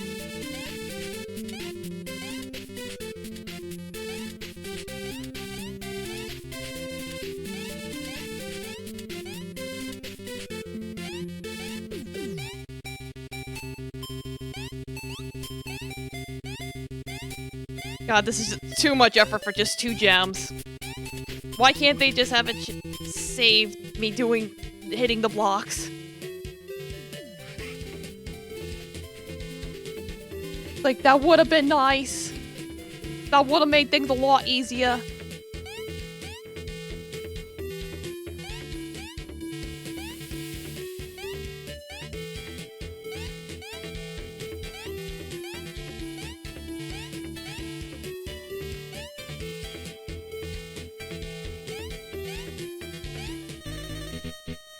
Yeah, and then that's 4. 5 is where the hands are.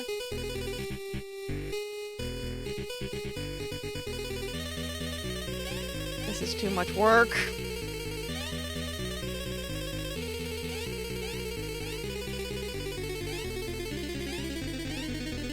Like, if I die while trying this, I'm just giving up.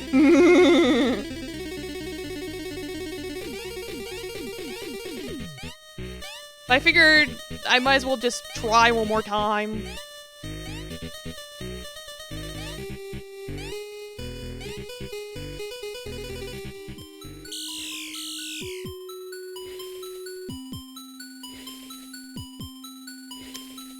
Drink some water.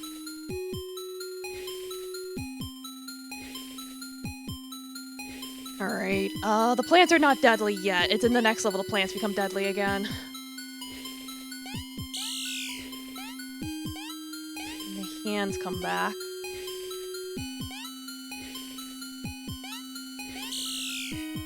That was close.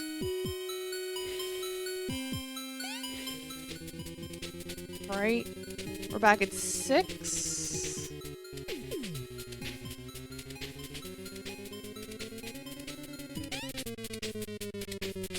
Yeah, it's like close but no cigar, Mr. Ham.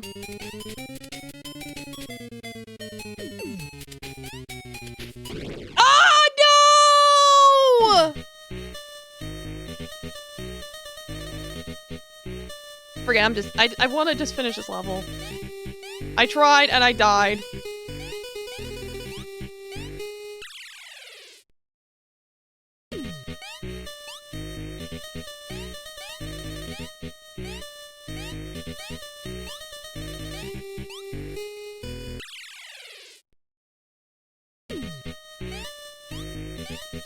Like, I'm very mad now.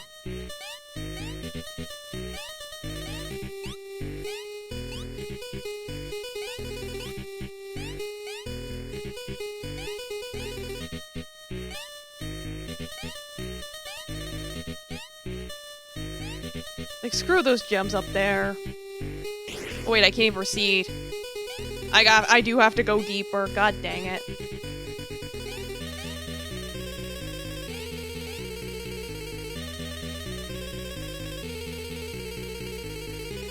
I hate the plants.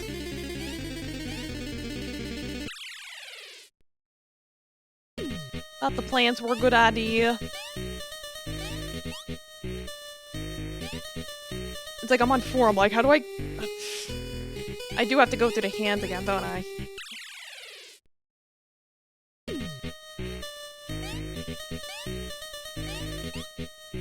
Like, my rage is immeasurable.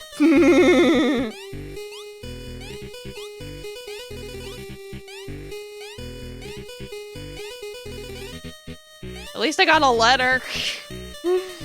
If nothing else.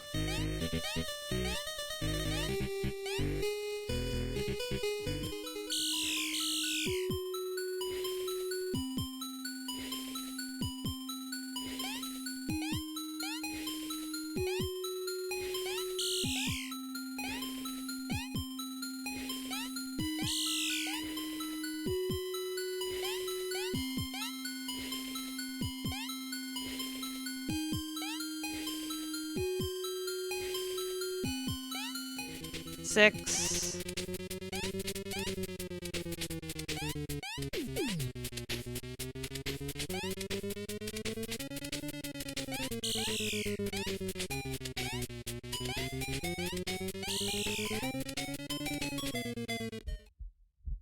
Like, the plants being deadly, like, ruins everything. Because then it's like, on the other levels, the plants are perfectly fine. But then it's like, once you get to, like, 5 or whatever, everything goes horribly wrong.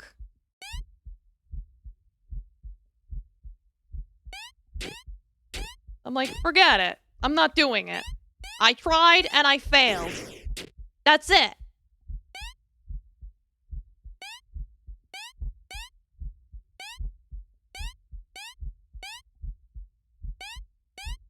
Yeah, I turned the universe inside out one too many times.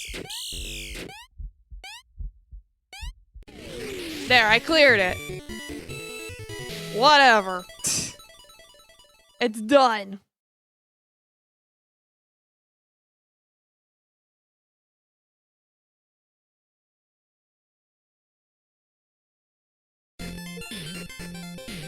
Yeah, I'll get the normal ending.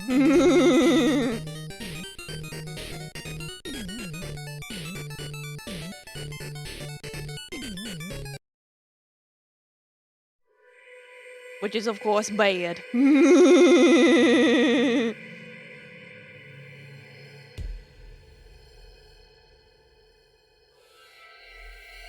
It's like in Kirby, where it's like... Oh dear.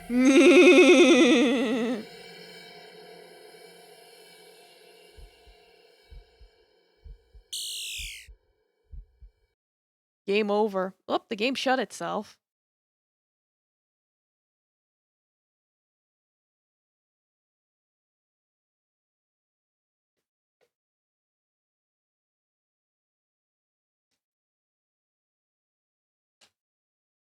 Let me see something here.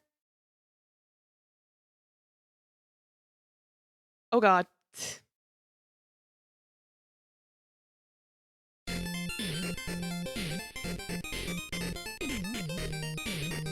I tried doing full screen earlier and it blew everything up, and it did it again.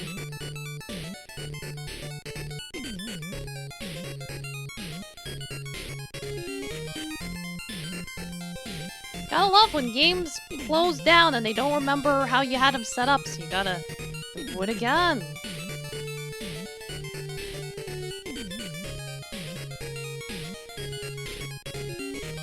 Enough.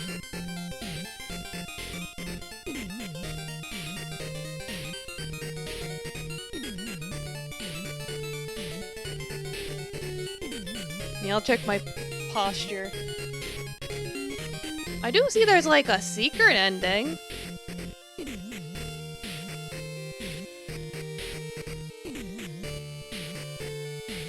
Like, I'd rather do that and try and go get the other gems. At least for the moment. They're like, stop.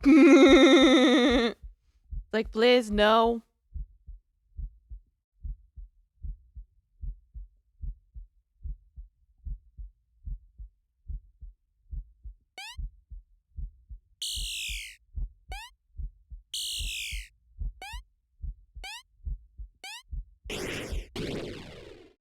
Cool, I died.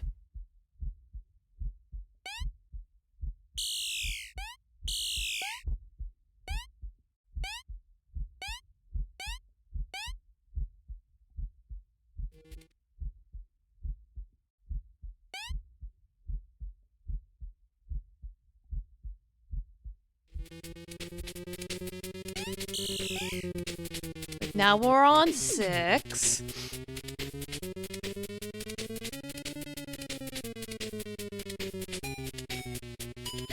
Like, let's do the time warp again.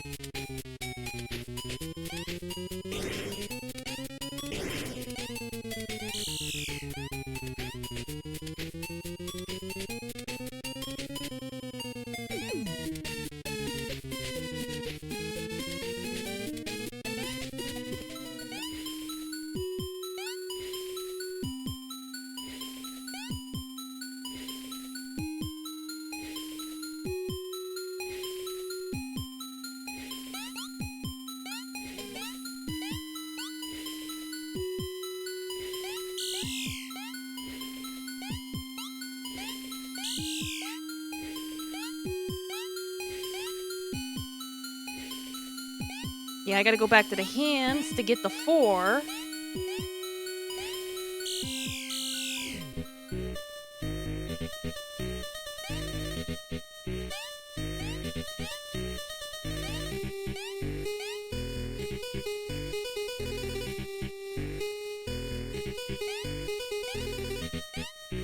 It's like, apparently on 4, it's possible to end the level this way.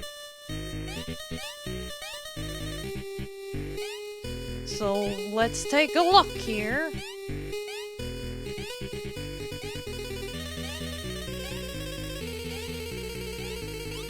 Bonk. Bonk. Bonkus.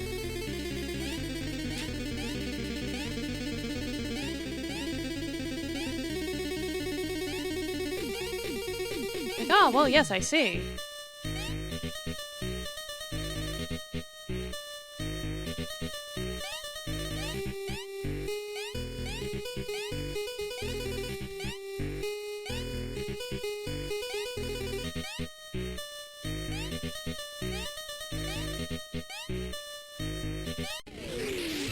And there you go. Speed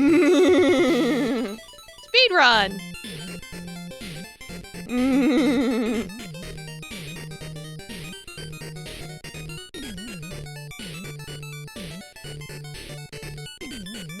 Like, are you happy to see me?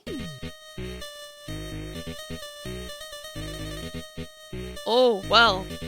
In this one, we get turned into the monsters.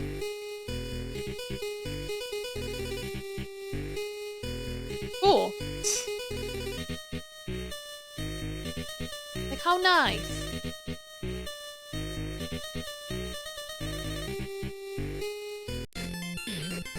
I guess that's that. Yeah, together forever.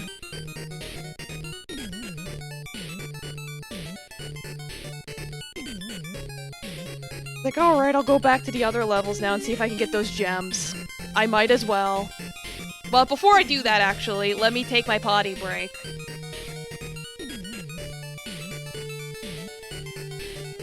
Eee.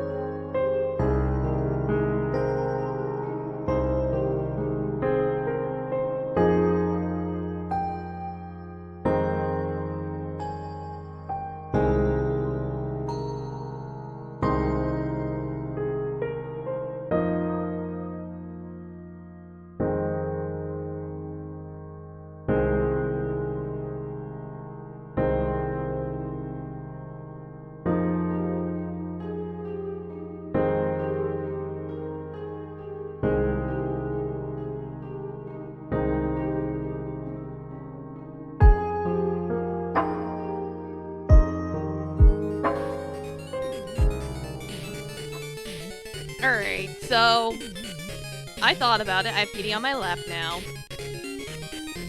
I figured, we could either... Yeah, it's still, yeah, it's like, I messed up the timing on that. So I can give it a second, anyone wants to, pet Kitty.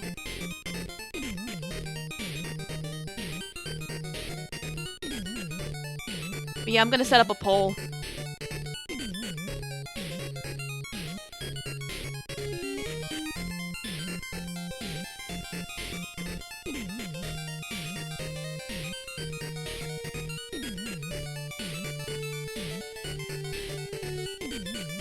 Yes, pet kitty.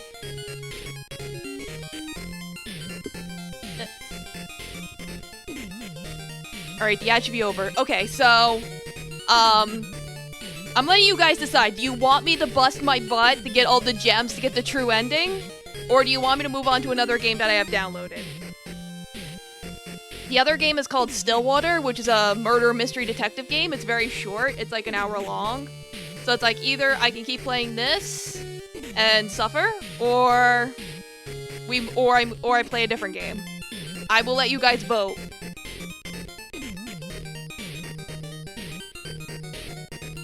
Like, I'll just be petting Kitty while you guys decide. You don't like me suffering?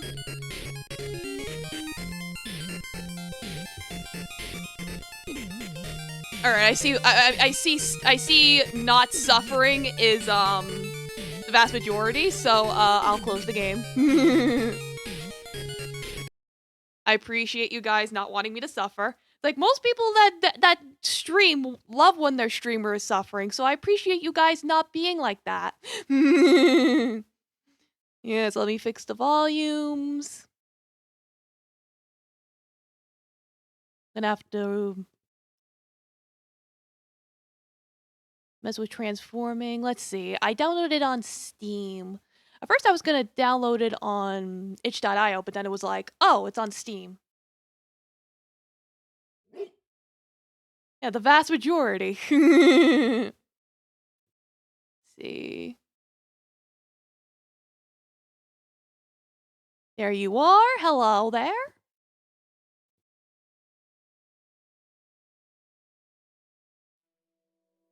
We just gotta make you a little smaller, sir. Unless I can do that in options. No, I can't. Okay. You know how some games are. Alright. Let's adjust your size. So you're nice and snug as a bug in a rug. There we go. And then we'll update the game.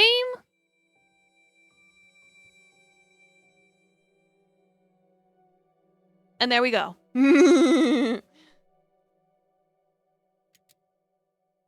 Stop. I'm sorry, but I can't stay here anymore, Nina. I feel like I'm going crazy. Calm down. If we could just talk it out. So many strange things keep happening one after another. There's so much cat hair. Because Kitty's back on my lap. There's this damn dripping sound. I thought it was just something leaking at first, but... I checked every faucet, every ceiling, everything. And still... Still, I hear it everywhere. Constantly echoing in my ears. Please, listen to me. Oh, but the water. That damn water. Water? The shape of water? We gonna get any fish people? Yes, it's everywhere. Pools of it are all over the house, and every time I try to mop it up, another appears. Sir, I think you need to... Ma'am, I think you need to get a plumber on that. You might have some leaky faucets. There's no end to it. Oh, but it's at night. It's at night when it comes. Like someone's probably taken a big poo before bed. That's what Taffy likes to do. What are you talking about? I hear someone or something walking along the hallways at night. Maybe it's just my grandfather.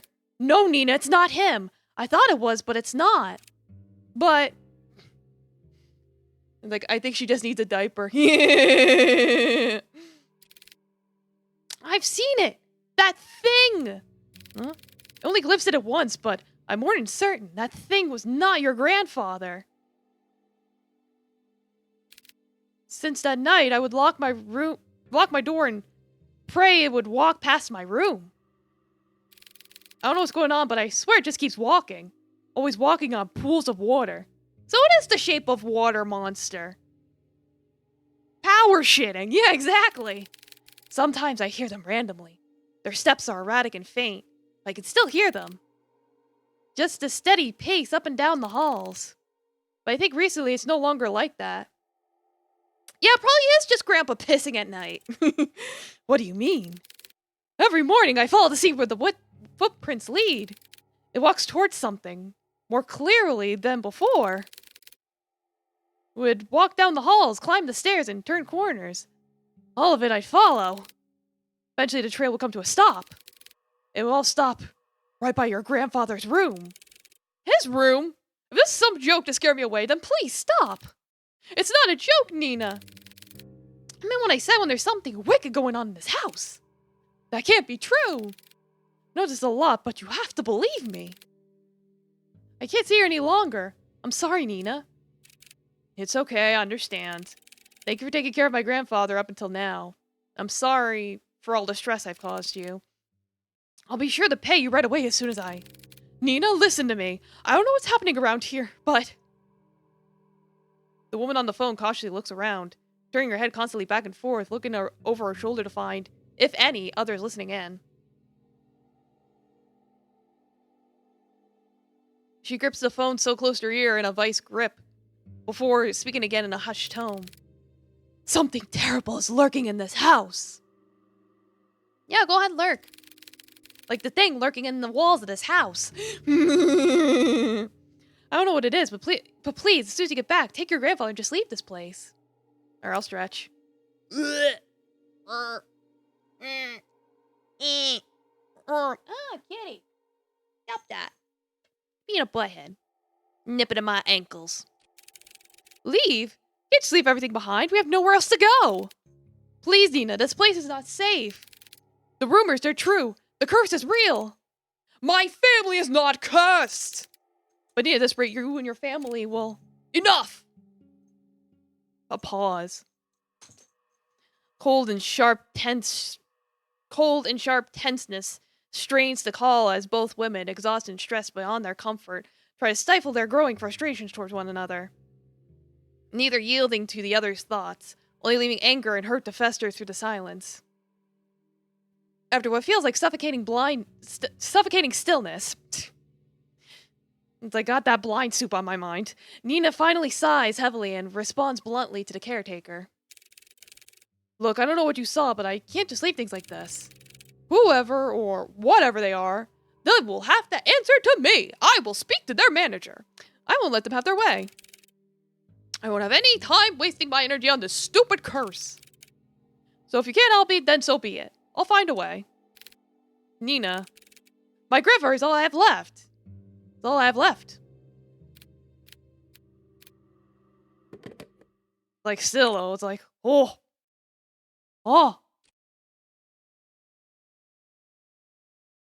Amid a foggy morning, there sits a man by the corner of a booth. He drinks black coffee and, depending on his mood, occasionally orders a donut. And today, it was just black coffee. Ugh. I swear I've never seen that amount of paperwork in my life. A freaking mountain worth of it. You're a valuable member of our team, Hugo. My foot! Sorry to believe that I was bamboozled into joining their agency. Ah. Hugo Laurent, age 30, takes a good look at his cup of joe and chugs it all in one sitting. He then continues to grumble to himself about last night's grueling work at the office. It's like, can relate. I really need to find a different job. As he contemplates his poor life choices, he looks out towards the early mists. There was something inherently terrifying about the fog to him, how it engulfs everything and nothing. Even if it disappears, it always leaves behind traces. Proof of it remaining.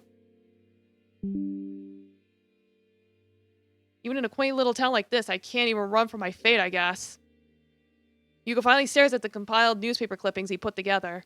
Some of them from recent events, but mainly all were past headlines of missing person cases. No matter how many times I see this, it's still just as hard to look at. Fixating case after case, he can't help but remind himself that there's a reason for all of this. An all too personal reason. Does this game just have no volume? Oh, it does. It's just really quiet. I saw the default was like in the middle, so I was like, oh, I'll just turn it up a little bit. Okay, that's better. Like, now you can actually hear it.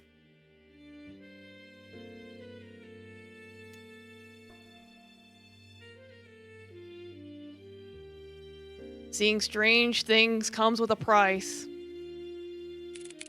In the end, I'm the one doing this to myself. Sounds rough. Mind if I join? Kyuya? An annoyingly familiar voice interrupts his train of thought. He slowly looks up to see the one responsible, although reluctantly. Good morning, Hugo. Hugo scowls and turns away from him. He then gathers the files and shoves it back into the binder. Meanwhile, the tall man takes this as initiative and sits at the opposite end of the booth. He greets the waitress passing by and orders himself the hefty body breakfast special with an extra plate. As usual, the waitress is happy to oblige and goes back to the counter to relay his order. The man then looks back at Hugo. He sees the empty cup and now jumbled newspaper clippings, all the while Hugo is trying to ignore him.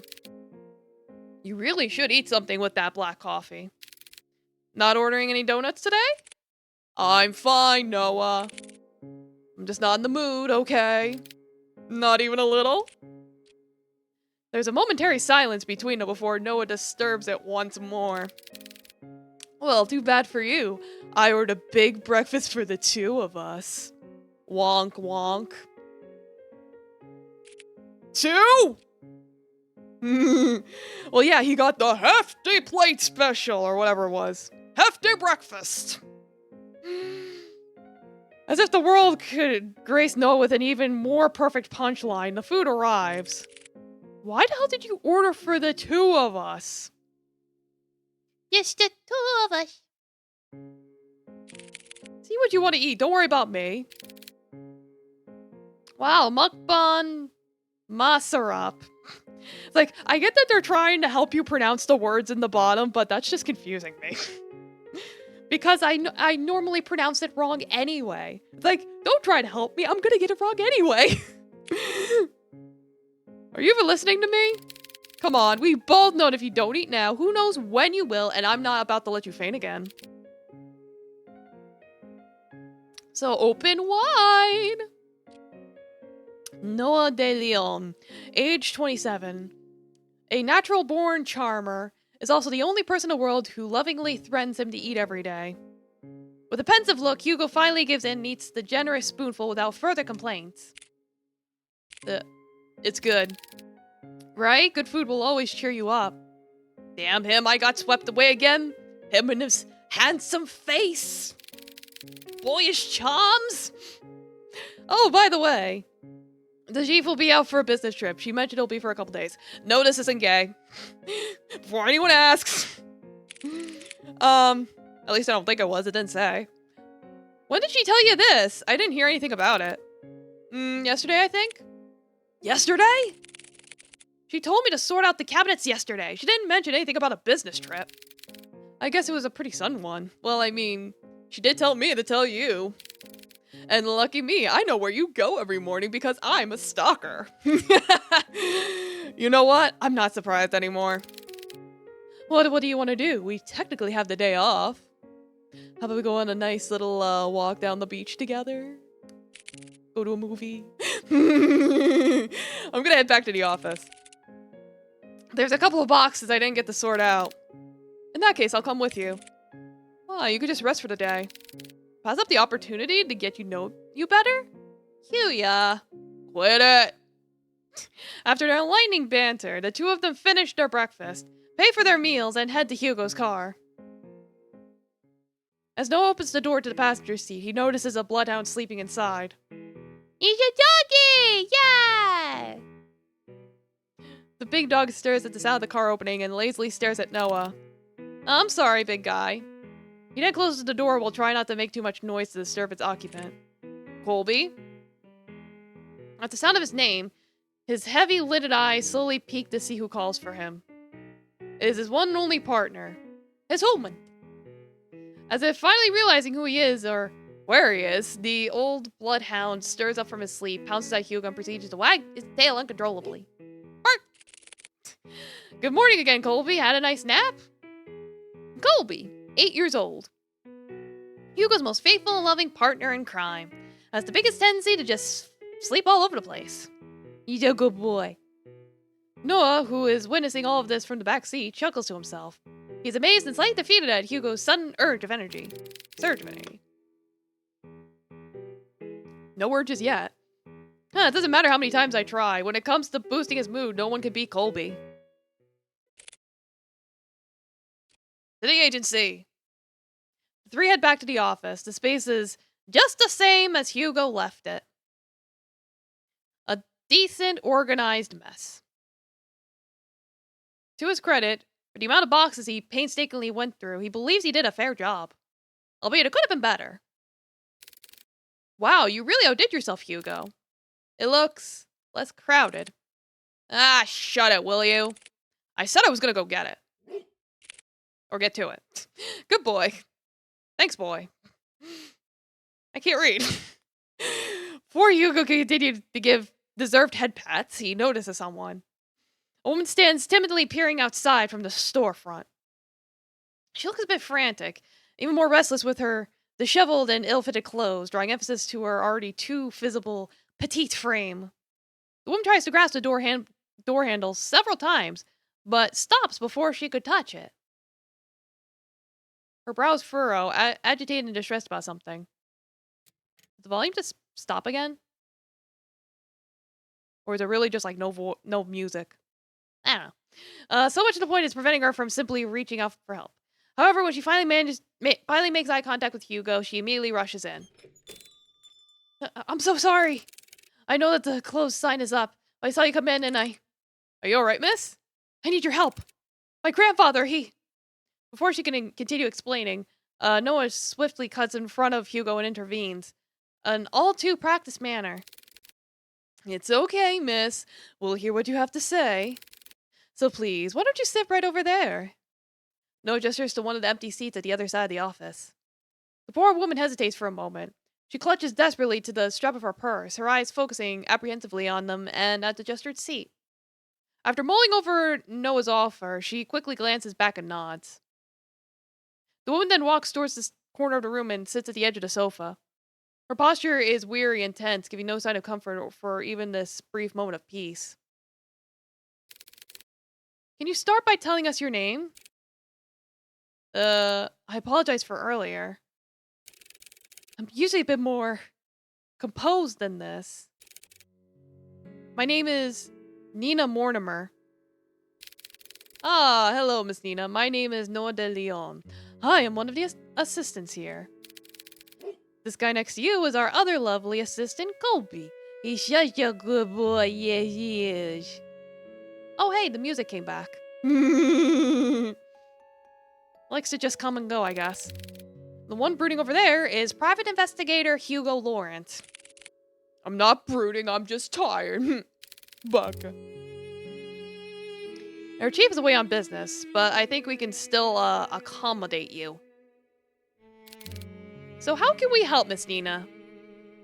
For just a moment, Nina appeared a bit more lax, more hopeful, maybe relieved from this warm welcome. However, she once again tenses up, the guilt and shame come rushing back to her. visible by the crease of her brow, as she once again realizes why she's here. I need help watching over my grandfather tonight. Tonight? Yes, I know it's a strange request, but my hands are tied on this. It has to be tonight. I'm sorry, Miss Nina, but I don't quite understand. Is your grandfather in any danger? I think someone's trying to take him away. Take him? Nina, I think you should contact the police right away. They're far more equipped at handling this kind of situation. No, they're not! I've tried requesting their help, but they've given me the same answer verbatim for weeks now. Just a little more. Like, I'm usually doing the opposite where I'm turning it down, but in this one, I'm turning it up.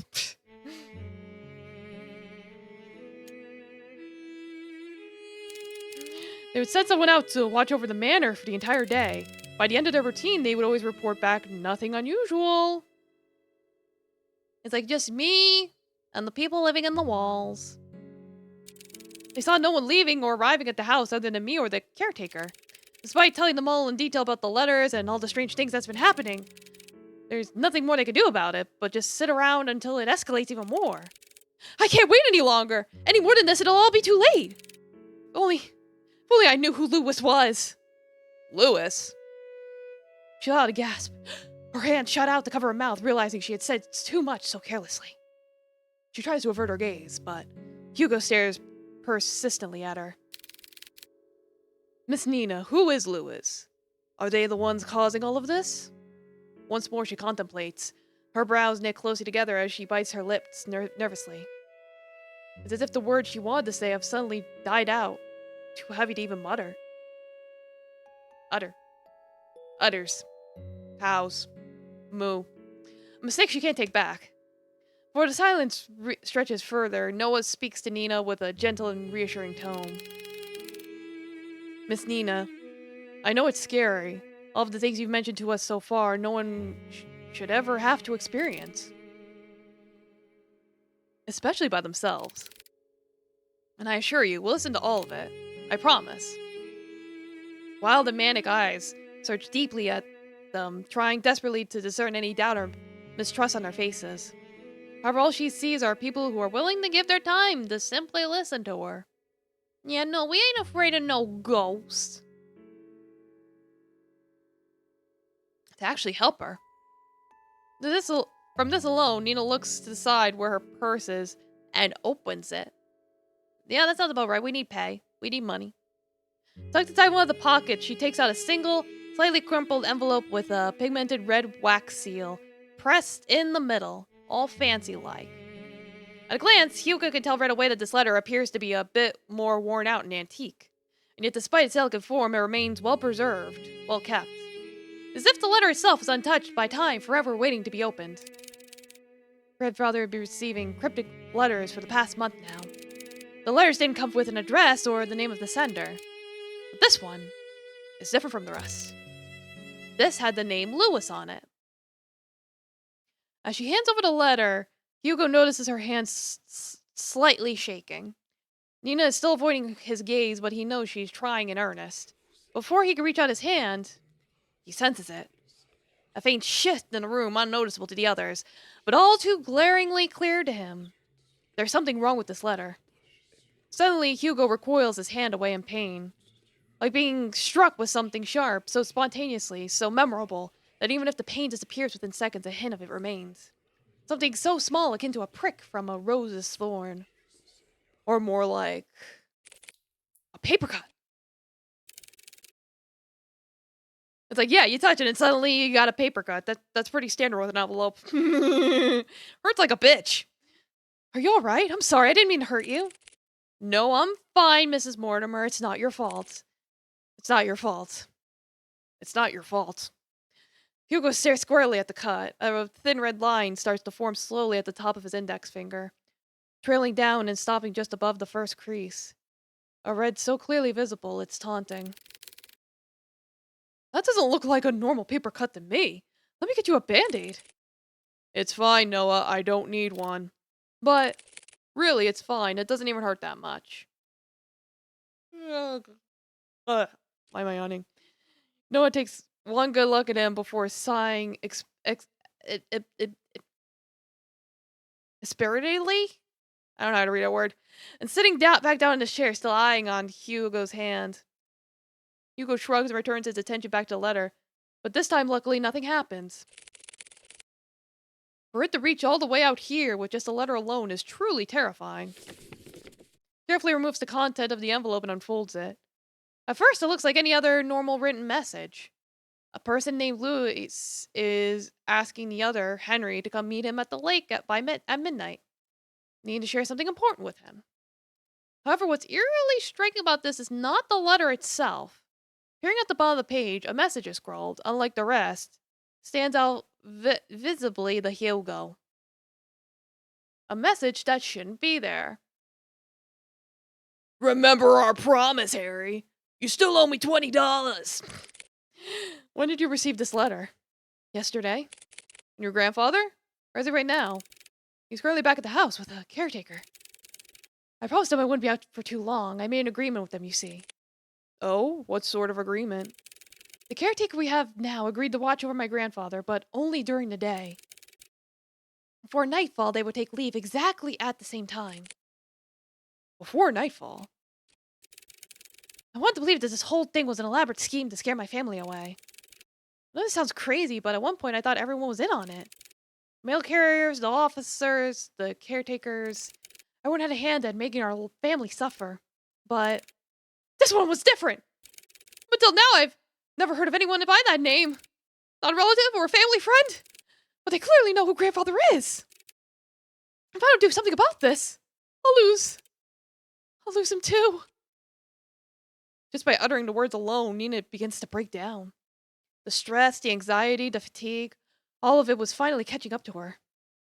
Her body hunches forward, her hands press close to her eyes as she tries to cover the stream of tears running down her face. As an act of comfort, Colby sits closer to Nina, while Noah fetches tissues for her. Hugo, on the other hand, is puzzled. She said this whole thing has been going on for the past month, but something doesn't add up. Before nightfall, I think there's something more to this she is not admitting. Whatever happened with the letter, I am more than certain. Certain that whoever or whatever Lewis is, they're coming for blood.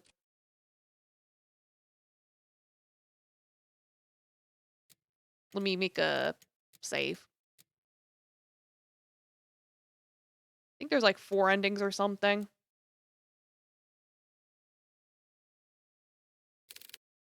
You want more tissues? We'll do it. Like, oh, I'll take the case. We'll take on your case. For a moment, everything goes still. Their eyes and attention are solely directed at Hugo, whose eyes have a certain glint in them, now unwavering and more determined than ever. Before anyone else speaks, Nina stands up, wipes away any stray tears from her face, and walks up to him. You'll take it? Hugo simply nods. Thank you, thank you. You know how much this means to me. We're glad to help, miss. Nina. Please just call me Nina. Well, Nina, we'll do our best. Nina smiled at Hugo and Noah in gratitude, her eyes anew with a faint gleam, a hope that maybe things will change for her and her family for the better. However, before heading out, Nina reaches into her bag once more. She takes out a small piece of paper and pen and hastily starts jotting down something. Okay. 4970 Church Street. I best be on my way now. I'll let Grandfather know ahead of time he'll be coming. Also, this is my address. I'll be sure to greet you all when you arrive. And thank you again. Truly. She politely bows to them and walks out of the office, already reaching into her purse for her car keys. Hugo watches from his desk as she continues to open the driver's seat. Nina looks back at the office window and takes one last look at Hugo. She waves slightly at him before finally pulling out of the parking lot and driving off. Once out of sight, Hugo turns to look at his cluttered desk. Still messy, but presentable. I guess I'll have to sort these out later, again. Ka! From the ongoing downpour to the quiet hums of the car, they sit in silence. Still miles off their destination, Hugo constantly checks the rearview mirror to see any passing cars. But it was only them on the road. Noah, who usually chats his ear off by now, leans quietly against the car door as he looks out to the passing streetlights, reserved and distant. He hasn't said a word to Hugo since they left the office. You're a lot quieter than usual. What's wrong? Oh, what a surprise. Have you been looking at me, Kyuya? No, you idiot. You usually just talk a lot, that's all. Baka. So, do you miss me talking? Just say it. You believe her story? What? Given all the things she's told us, do you think she is telling the truth? Yes, I believe her, or at least I believe she hasn't lied to us. But you know, I can't shake this feeling that she's hiding something. Like if she left out certain details on purpose. Also, why did she have to travel this far out of town for a private eye? Surely there must have been another far closer to her home than ours. I just don't know how to explain it. As expected of you, Hugo. Are you making fun of me? No, not at all. I'm just admiring your observations. I didn't want to offend Nina earlier, so I kept quiet until she finished, but her last name caught me off guard. Have you heard of the Mortimers? They're a pretty distinguished family that owned an esteemed fishing company. Well, they used to, I believe. They have yet to name an heir. What do you mean? Shouldn't it naturally go to Nina? It should, but I don't know. From what I heard, each time they try to name a successor, that relative mysteriously disappears. Gone without a trace, or so anyone thought. Their bodies would soon turn up months after. And you know what's strange? All of them have been labeled as accidents by local news. No foul play, just another unfortunate loss for the family. They've been struck with so many tragedies that over time people began to believe they were cursed or something. Cursed. I think I understand why she wouldn't want to go to the police again. They most likely thought she was seeing things and went along with the procedures just to keep face. But deep down, they must have thought she had gone bad. I can't imagine all of this for Nina. Most of all, who knows what we'll find there? Is that why you decided to come with me? Well, partly. I'm more worried about you, though. Me? Why? Think of it this way. I'm the appointed driver. If you decide to go to some pretty reckless shit, I'll be there to drive you to the local hospital. Ugh. Besides, 2 is better than 1. Exactly. I was fine with Colby coming with me. Well, have you heard about that 3 is better than 2? Ugh. Mortimer Estate, 6 p.m. Like, they're so silly. Passing through countless dirt roads and steep cliffs, the estate can finally be seen beyond the evergreen. Nestled away from prying eyes, it stands tall, magnificent, and classic. Truly a rarity only afforded to the privileged, and yet with all its opulence, it looms from a distance. Hugo and Noah could only gaze at the sheer scale of the manor. Its grand stature topples easily over the dozens of houses they drove past. Wow, look at the size of it. You'd never imagine seeing a house like this in person. It's almost too surreal. Come on, she's waiting for us. Immediately after exiting the driver's seat, a sudden sharp pain waves heavy on Hugo's chest. Grasping tightly at his coat, he begins to gasp for air. His vision hazes as he leans close to the car, trying desperately to ground himself. Like a fish drawn out of the sea, he desperately heaves. The air in his lungs, escaping too quickly, burns as he feels his throat starting to strain, drawing tighter the more he breathes. But this pain pales in comparison to a feeling far more excruciating. Is it the house? No. Something far more sinister. He feels it. Someone's watching him. Why does it feel like somebody's watching me? A piercing gaze fixed on him, like leering at a bug and waiting to strike. We'll be together soon, Harry. What the hell? Damn it already! I need to hurry or else. Hey, are you alright? Noah calls out to him, snapping him out of his fixated trance. Colby nudges his head against Hugo, whining with concern over his partner's well-being. Did you just hear that just now? Hear what? That voice! So close to my ear. Is everything alright? Oh, I'm fine. Don't mind me. I'm just a bit winded from the trip, that's all. I'd be happy to make you tea at the very least. If it's no trouble. No, not at all. It's the least I can do. Once again, that subtle uneasiness from Nina resurfaces. But before Hugo could get a chance to look further into it, she walked off towards the front porch without saying another word. Are you sure you're alright? You sounded like you were choking earlier. I said I'm fine. Besides, we're already here. We can't back out now. Listen to me, I think you should... Noah abruptly cuts his lecture short as he notices Nina stopping by the front door. She stands by the door silently, contemplating something. It's just like before, but this time she seems even more anxious. Whatever unease she tried to mask earlier became more apparent the minute they walked closer to the front door. I haven't been quite honest with you, Detective. Just like before, as if carefully choosing her next word, she decides that in this situation, words are not enough. You'll see for yourselves what I mean. And with that, Nina enters the house, leaving the three to follow behind. He was about to enter through the foyer when he feels a tug on his arm. Hi, Kitty. You crave the violence, sir. Is that what you're desiring, or do you want to go on my lap again, for like the third time? Don't forget what I told you. If something happens, let me know right away. You'll be the first to know. And with that, Noah releases his grip on Hugo. They proceed to head in, not knowing what awaits them beyond the door. Greeted with a brightly lit hallway, Hugo knows immediately that the interior is just as grand. Adorned with floral accents and antique furnishings, the house itself exudes the word elegance.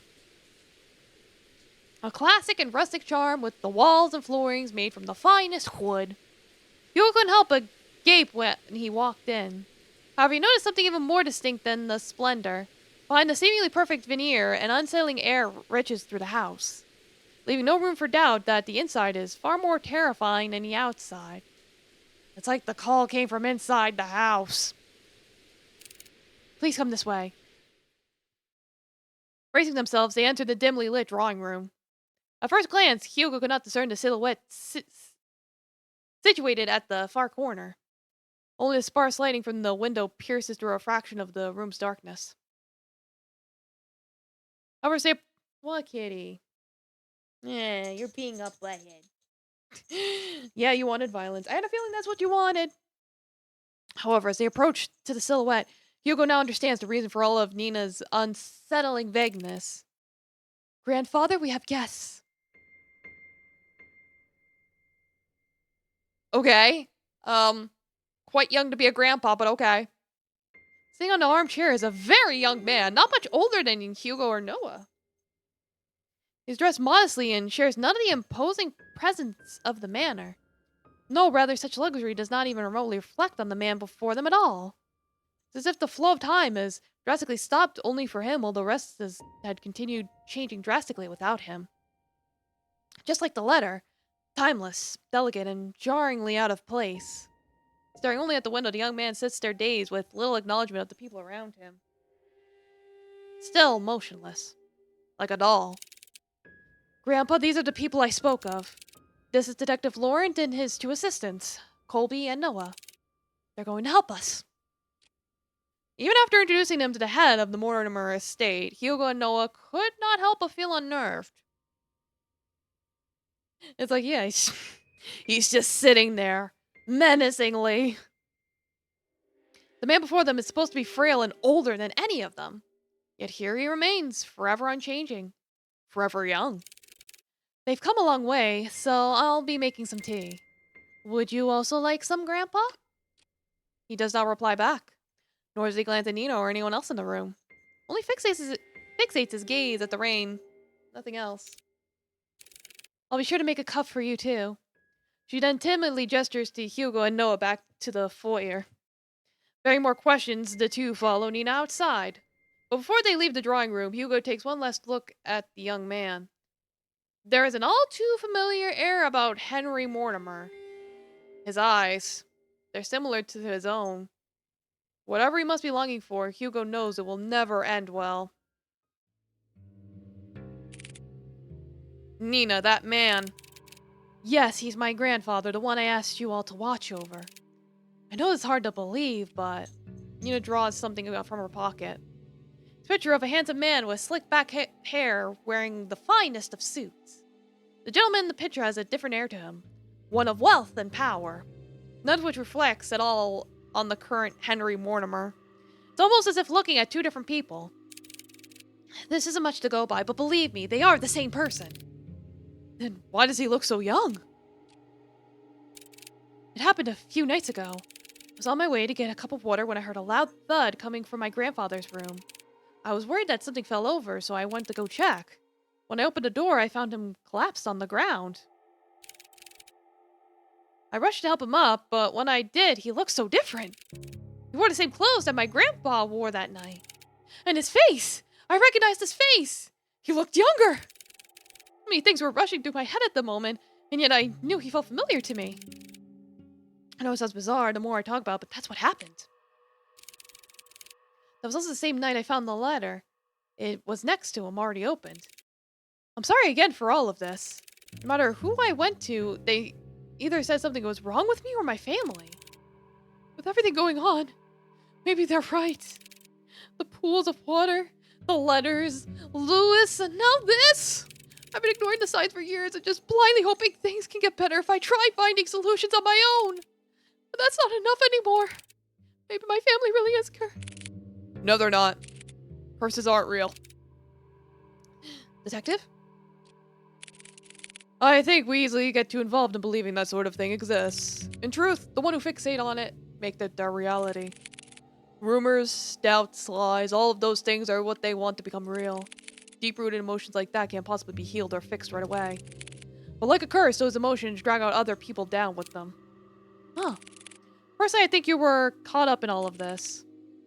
But I assure you, we'll see this through. For you and Mortimer. Thank you. Good. Now our first priority is to find out more about Lois. Nina, the letter you showed us back at the agency, do you have it with you? Ah, yes, it's here. Do you mind if I borrow for a bit? I'll be sure to give it back. Of course, but what are you going to do with it? I've searched everything on that letter and I still couldn't come up with clues. Oh, because it has a reference, or a guide, if you will. I really can't discuss too much of the process, trade secret and all. Ah, of course. I'll check upstairs. Noah, you and Colby check the ground floor. Got it. Before they leave to do their own investigations, Hugo grabs a hold of Noah's shoulder. He leans in close enough for Nina not to hear. Keep a close eye on Mr. Mortimer and Nina. Especially Nina. I don't want her to be dragged any more than she already is. So whatever happens, keep her safe. Hugo, you... Fine, but remember to yell for me, okay? I know. Thank you, Noah. I'm counting on you. You too, boy. With a final nod at them, Hugo then goes towards the staircase and heads upstairs. Noah stares for a moment longer at Hugo's back before he disappears into the first floor. He then turns to look at Colby. Well, it's time we get to work. Right, Colby? Mark. Alright, time to do some investigating. Look around for objects. Use the arrows. Clickable objects. Mr. Mortimer still sits motionally by the corner of the room, his gaze never leaving the rain. Oogie.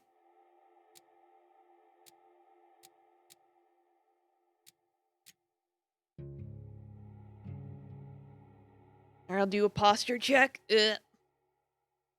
Telephone. An old rotary dial telephone. It looks like it's still in good use. Elegant range of violets and white roses, fresh and fairly new. Large bookshelf, stealth close. It contains a couple of photo albums and phone books.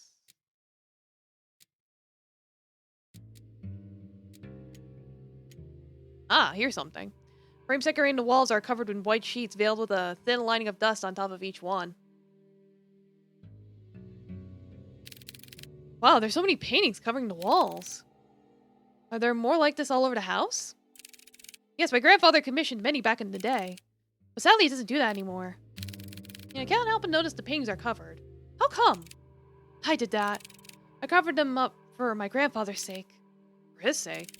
Yes, he was pretty obsessed with them, you see. There were times when he would mutter to himself and would just stare at the paintings for days on end. It worried me so much that I had to cover them all. Since then, he hasn't stared at any of them. He just sits quietly, looking outside. I see. About the paintings, I also noticed they all have a similar theme. They all had water in them. I know this isn't a coincidence that you've told us before, but if there's anything you know, anything at all, then please tell me. Noah, can I ask you a question first? Ah, sure, go ahead. You believe in mermaids? Mermaids? I don't suppose I do. Why? Casting her gaze onto the floor, Nina anxiously fidgets and tightly clasps her hands together. She then briefly sighs and continues. Well, there's this story, or rather, more like a fairy tale that my family has passed down. A fairy tale? Yes, well, it feels like one to me. It's about a fisherman who fell in love with a mermaid. Every day and night he would go by the shore to gaze at her beauty, but one day she vanished, leaving him confused and heartbroken. Determined, he would sail many seas for a chance to see her again. Sailing from coast to coast, new lands beyond and back, he would go. Not long after, fortune followed him through his journey and made him one of the wealthiest and most highly respected in his village. However, despite all the wealth he gained, through his travels, he never found the mermaid again. She would only be a dream, nothing more. That's the end of the story. Doesn't end happily, but I guess there was a lesson behind all of it. I just never understood it. It's like the moral is, holla holla, get them dollars. What do you think happened to the mermaid? No, it's an exaggeration, and yet I can't help but wonder. It's hard to say. I just feel bad for both of them.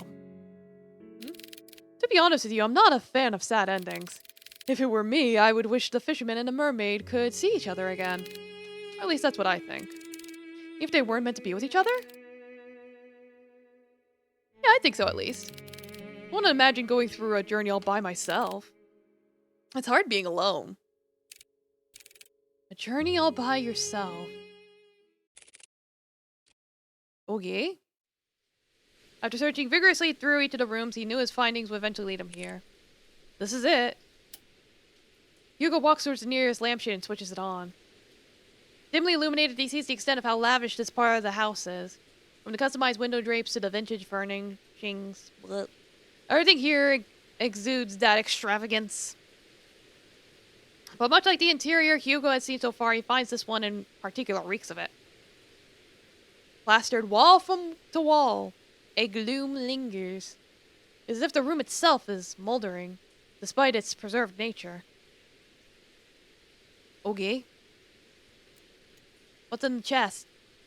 Classic wood chest lies on the foot of the canopy bed. Lock still firmly holds, safeguarding whatever's inside. Okay. Meticulously organized set of academic books ranging from nonfiction to geography. However, hidden away behind the vast collection are some children's fairy tales, all carefully kept. Okay. Tea set? Pristine pearl white tea set sits patiently by, untouched and unused for some time. Leather-bound journal rests on the edge of the table. Its pages are torn out so haphazardly the binding itself is starting to fall out. Scattered pieces of paper, all forgotten, lie waiting on the cold floor. Have the edges markings found scrawled on the papers. Atop the fireplace, unblemished and unmarked by time, hangs a curious and unfamiliar painting of a beautiful woman floating in water. I think I know the painting they're talking about, the Ophelia one, probably. Old photo of a lost time. A sweet summertime memory of a little girl with her beloved grandfather. Need to hurry, I don't want to stay here for too long.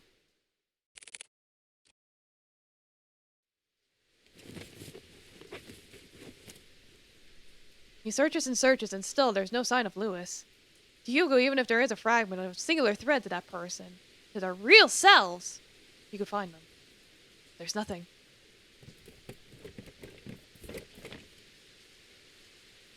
Not one thing pertaining to him. As if the thought of Lewis barely exists at all. What is going on? I clearly sensed that presence from before, but it's gone again. Damn it, I wish I had more time. No, calm down, it has to be here. I just need to focus. He ponders again, retracing every step and every little detail, hoping he overlooked something. Yet all he knows is that one tangible thing that connects them, that they're so closely to this space, and most of all to Henry, is the letter. Words of promise, of love, all delicately etched into the page, but tainted with a powerful and dark emotion that has been festering for too long. Tainted. From the very start of all this, Hugo believed that whoever Lewis was, they were the ones responsible. That I could find them and convince them to stop their haunting for good. Bring them peace and move on. However, that isn't the case anymore. The unnatural force that binds everyone so close together in this family is not the cause of an angry spirit, but something far more devious than that. As he takes the letter out from the envelope, he notices a change within. Bearing no foreboding thread at the bottom of the page, it looks just like a regular letter, or rather, what it once was. A sad and tragic love.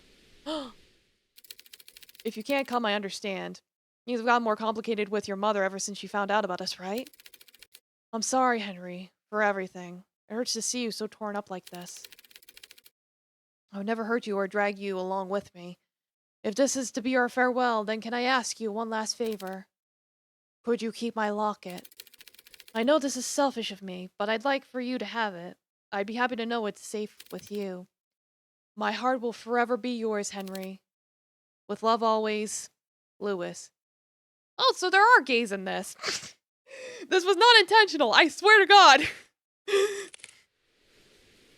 So this was the true letter?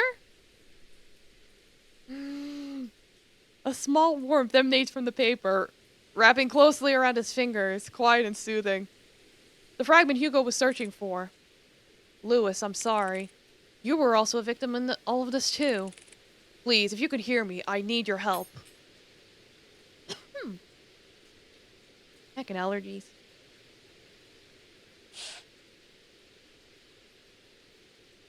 Without warning, the hurt of a clink can be heard across the bedroom.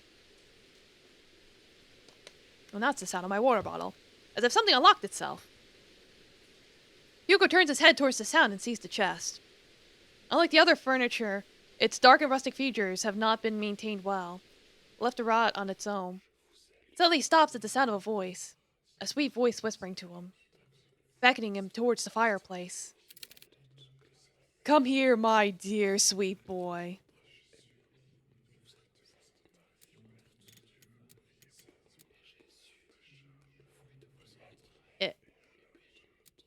Alright, I guess we will go to the painting.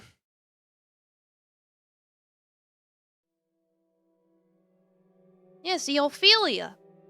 There, mounted by the fireplace, is a painting of a beautiful woman floating on water. Her pale skin is incandescent, brilliantly prominent against the contrast of the dark, murky waters that keep her hidden. Keep her bound to the canvas. Hugo stares intensely at the picture. An emphatic sorrow swells within him. Disarming his very senses and forcing him to inch closer. Surrendering himself to the sweet song. Poor thing, how lonely you must feel. You are a lot like him, like Henry. As Hugo approaches the closer and closer to the painting, and his mind screaming to run, he sees it. He can finally see beyond the facade the lady portrays, for what the painting truly is. But don't worry, I can take away that sadness. A deformed creature. A mermaid floats above the surface. The voice whispers. Large, hollow eyes stare back, boring deeply into his eyes. Her skin is melting, bleeding heavily this black ichor as it gushes out from the canvas.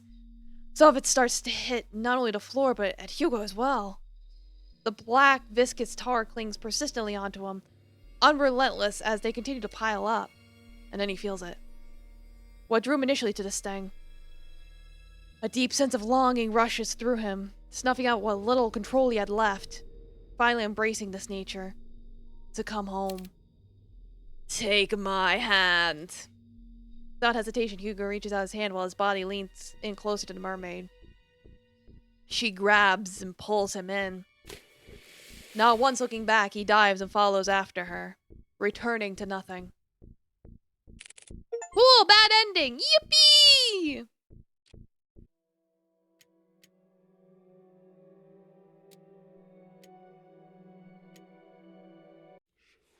Don't go into the painting. No, stay focused, Hugo. I won't let it get to me. Preparing himself, he heads towards the chest and opens it. Inside, scramble together a bunch of notebooks and small trinkets. Hugo continues to rummage through when he stumbles across an old newspaper article. Young man found dead by the lake. An unidentified young man was found on the morning of XXXXX, 3 days prior to his death, according to the police. Ruled as a suicide, police have claimed that the troubled youth drowned himself. This is certainly a tragic loss, an unfortunate event indeed. No claim to his body has been made yet. Welcome back. How's the game? So far so good. Was it the grandpa pissing on the floor after all? Doesn't seem like it. In fact, it seems like there might have been a suicide involved. And there's a coice. Lewis. By the corner of Hugo's eye, he spots a bright glint buried underneath the clutter. He reaches for it. A locket of brilliant gold shines unblemished, retaining a timeless luster. Inside it safeguards a picture of a young man with glasses smiling brightly. This must be the locket he was talking about. It's so pretty. I'm surprised it still shines like this, in this picture. Did he put this here? No, it might have been Henry. But why would he store it away like this? What should I do?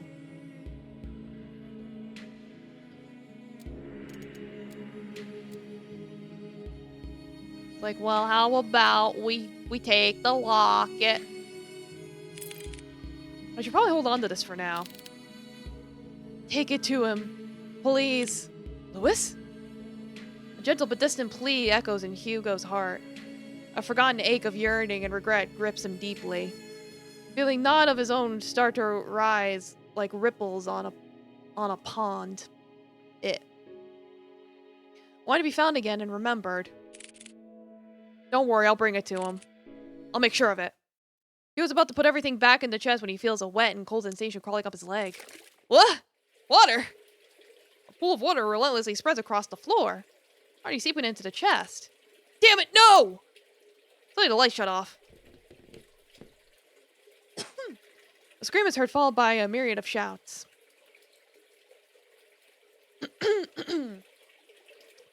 Come on, throat. He was about to call it to Noah, but stops at the sight of pale feet before him. Looming over him stands a tall and ominous figure. His face is shrouded in complete darkness, devoid of any human emotion. It appears as a young man, but Hugo knows that's far from it. No, this very thing is trying to imitate a human form. Trying to be human. Hugo could only stare back. Paralyzed with fear, he is forced to watch the horror as it slowly creeps towards him. It's just like before.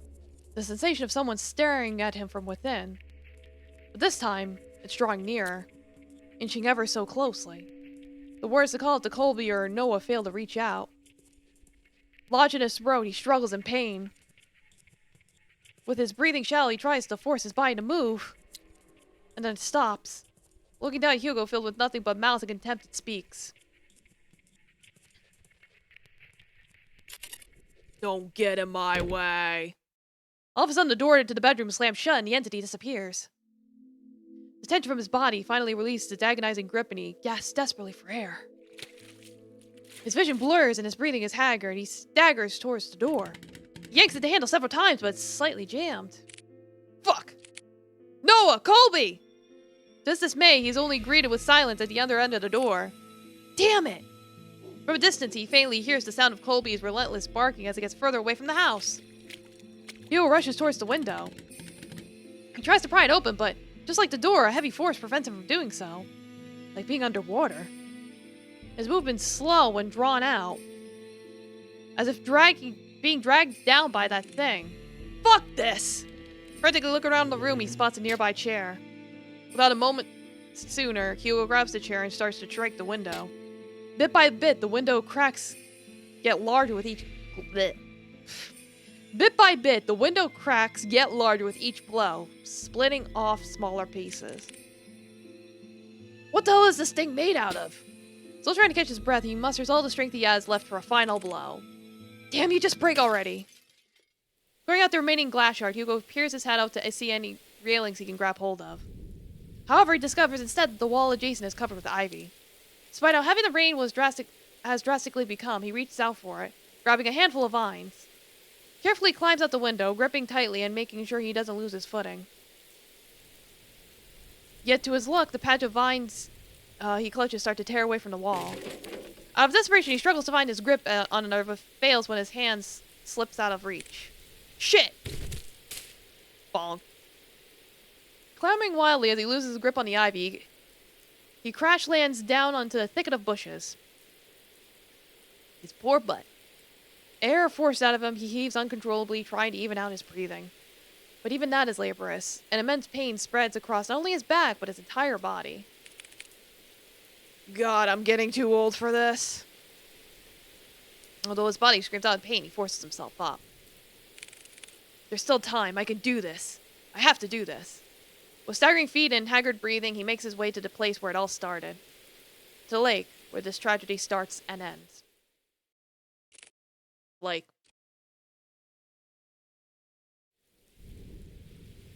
Finally entering through the park, Hugo calls out to Colby and Noah. Colby, Noah, where are you? He hears faintly the sounds of barking and echoes of people yelling in the distance. He rushes towards the echoes, guiding him through the downpour. With his heart racing and blood rushing to his head, he finds his way to the lake. Drawing closer, he sees Nina giving chase to her grandfather. Unfortunately, she doesn't get too far as Noah stops her. Grandpa, stop! Grandpa! Let me go, my grandpa, he's... No, Nina, it's dangerous. You'll get hurt too. I don't care, I don't want to lose anyone anymore. It's at that instant Hugo trudges against the water, pursuing in Nina's stead. Hugo? No, don't! Please falls deaf to his ears. Not even the whines and worried cry of his partner could make him turn back. Determined, he forges ahead. Nearing the deep end of the lake, he sees Henry Mortimer gazing directly at the abyss. He looks even more frail and disheveled than before. As if all the life he's lived up to until this point has begun to fray, draining every ounce of himself, and surrendering it all to the lake. Before Henry could lean in, Hugo reaches out and tugs his arm. Mortimer, listen to me. No one is waiting for you down there, so please, come back to the shore with me. Motionless and unresponsive, he stares deeply into the water. The haze over his eyes is still obscure and persistent. There are so many things we cannot afford to lose in our lives, and you're one of them. To Nina, you're all she has left.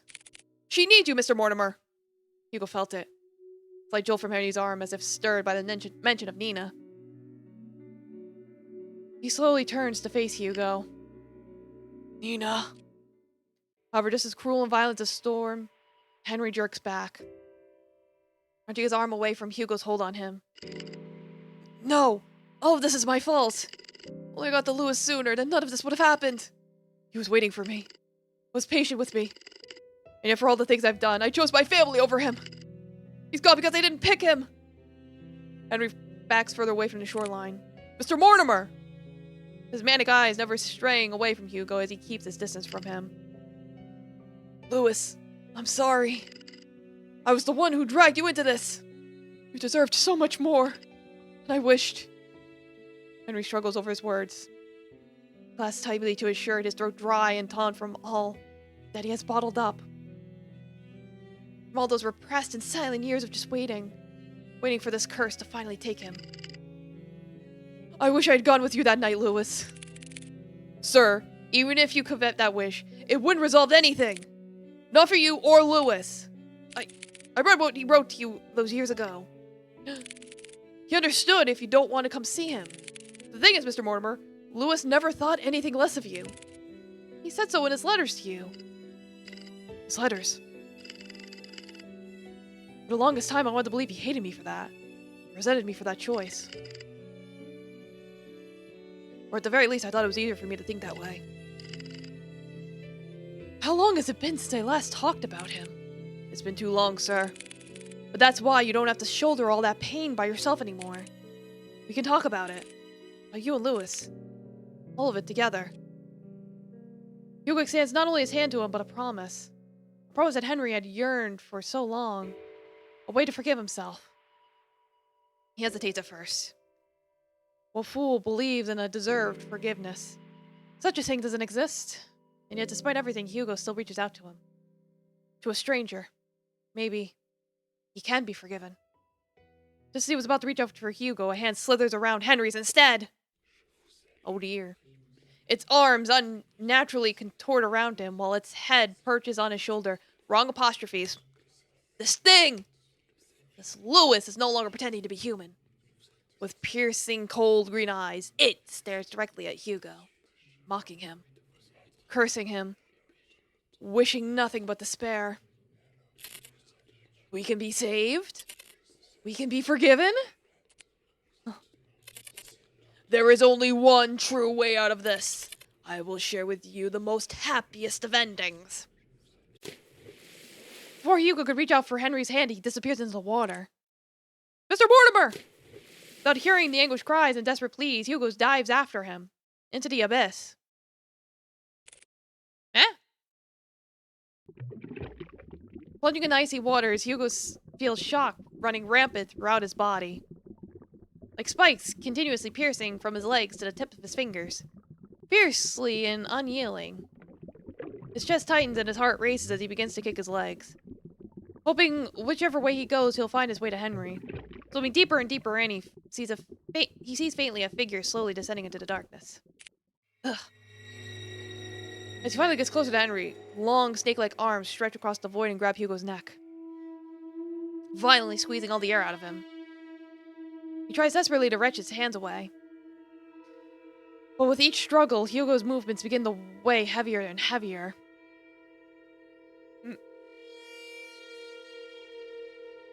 You're not following this at all? Okay, so TLDR. So, Nina's grandfather... It's like, ew, mod. Domo time room gecko. Like, yeah, he is a mod now. So, TLDR, Nina's grandfather had a secret, gay romance going on the sides. I swear to God, I didn't know about this. I swear! But that fling died, and the family is cursed, so Henry's been possessed by the ghost of Lewis, presumably, and now Lewis is trying to kill Henry. I'm sure! Lewis. Where are you, Lewis? It's looking for Lewis. Digging deep into his coat's pocket, he grasps tightly in his hand the locket that Henry kept in a log forgotten. Holding it out as it shines ever so brightly in the dark. Ah, there you are. It releases its grip on Hugo and instead reaches out for the locket. Taking this as a chance, he drops the chain and kicks with all his might to grab Henry's arm. With his hardened body screaming in pain, he swims desperately to the surface. Almost there. I just have to... As the lights from the surface begin to blur, Hugo makes one last attempt to reach for it. His limbs worn out and his energy spent, this is all he can do. No, spread the viruses, please. No. Getting closer and closer. And then everything fades to black. Drifting through what feels like an endless sea, Hugo courses through the wave after wave.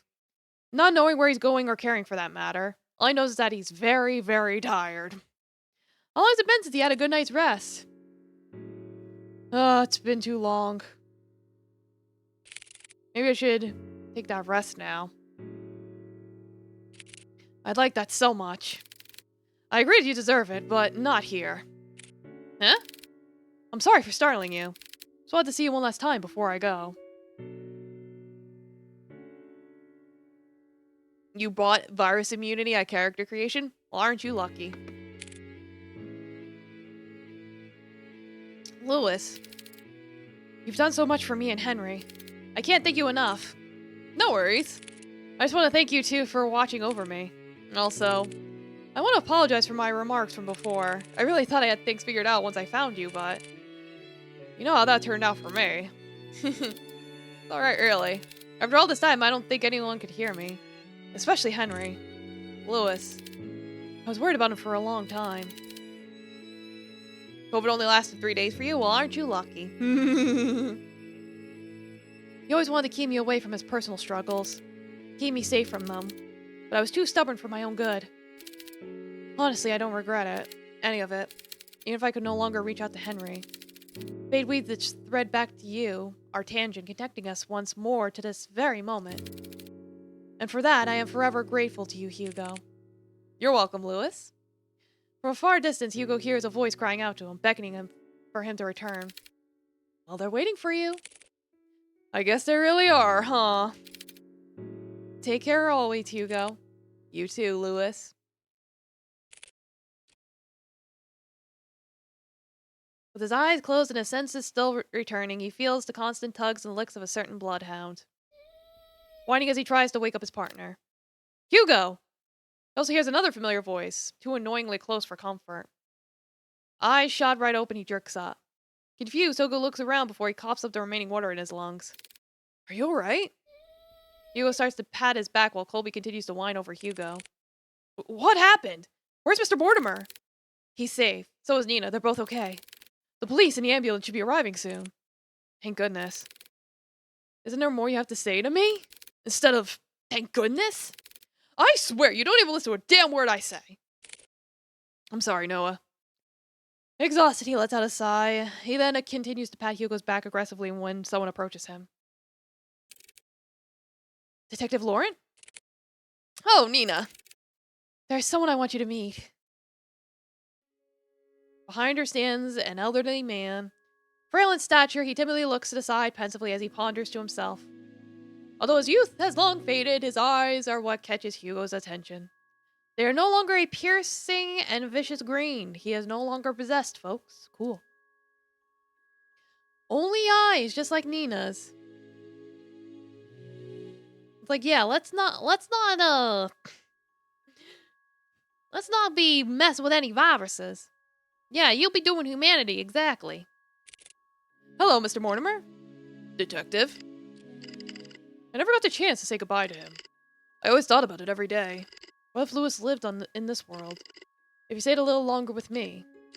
Because of that constant mindset, I dragged everyone down. And I keep hurting not only me, but Nina especially. I was the one who kept hurting her, the one to blame for all of this. But you, someone that I've never met, still went out of your way to save me. Not knowing my burdens or my faults. Thank you. Hugo reaches out to Henry and smiles brightly at him. It's my pleasure, sir. Before he lets go, Henry tugs at Hugo's hands one last time. I hope that someday you too will overcome it. Gecko, gecko, gecko. Well, I appreciate the gecko. The next day. Well, good morning, Hugo. You're bright and early. Good morning. With such fervor and haste, Hugo resumes writing on his notepad. Although by closer inspection, he looks like he's going to combust any minute. Are you writing up the report? Without looking up, Hugo responds back. Yeah, for the most part. You still need to write yours, too. I will. But since I haven't had any breakfast yet, and I don't like eating by myself... Let me guess, 2 is better than 1. Bingo! Wow, Hugo, you're really catching on. I'm so proud of you. Ah, shut it, will you?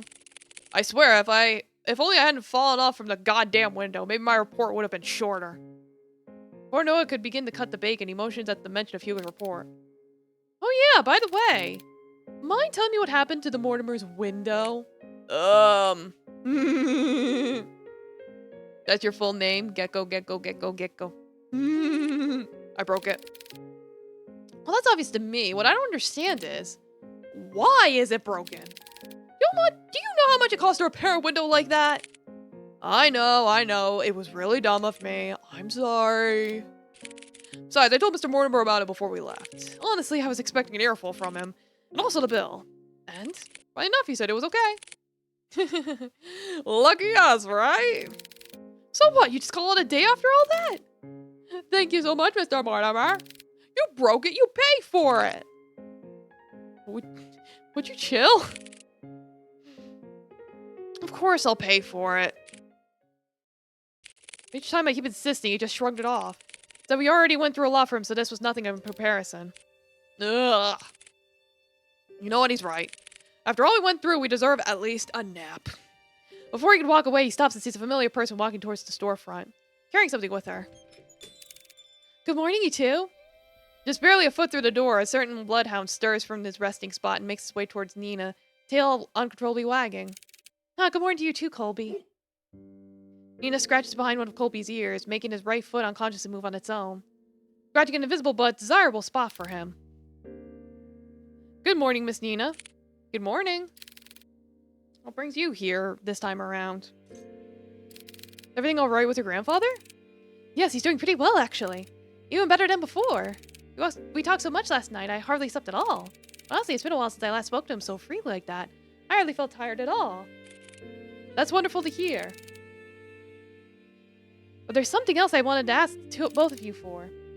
Put it bluntly, I need your help. If you aren't busy, I would like some company eating these. Inside a clear plastic bag was a stack of 2 boxes placed on top of one another.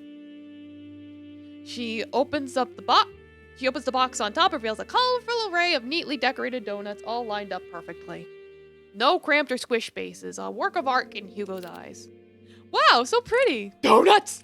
They look so delicious! Yeah, donuts! We're more than happy to eat these with you, Nina. There he goes again with his donuts. Ah, but yes, please join us, Miss Nina. We're gonna just enjoy our sugars and carbs. We were about to have our breakfast too, weren't we, Kia? Always so brazen in front of others. You do make it exceptionally easy for me. Ugh. Hee hee hee.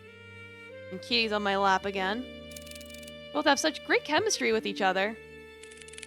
On second thought, I'm way too tired for this. I'm gonna have to apologize in advance for this, Nina, and Kitty is headbutting the mic. Can you not do that, sir?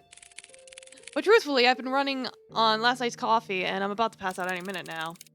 Oh, no worries. Honestly, I think a little break time sounds like what we all need right now. Thanks. Kitty, why are you climbing on me? Hugo puts down his pen and proceeds to head to the couch. Colby follows after him. Would you like to join us, Miss Nina? I would love to.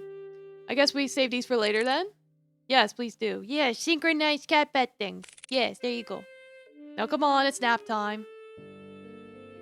Noah sighs heavily before sitting down the food on his desk. Then gestures Nina towards the sofa in which he happily takes his offer and joins them. Oh, I'm getting old. I mean, you are old. Shut it. This is really nice. Aw, goodbye, Colby. Come here. Nina quietly coos at him and begins to scratch at the back of Colby's ears once more. Hugo leans a little closer to Noah, voice above a whisper, but close enough for Noah to only hear him. You know, I'm glad you came along yesterday. Oh, what's this? Are you getting chummy with me now? Call it chummy or whatever, but I really mean it. You hadn't saved me back there. Look, I told you before, I'll be there whenever you get yourself into reckless shit. Besides, didn't you say this was nap time? Get some rest. You deserve it. You too. A calming silence fills the room as they bask under the morning glow. No big parties or celebrations. Just each other's company and sharing the small reward. A small and warm comfort. Good end. Like, yippee! Let's get the other endings. Alright, this time we leave the locket.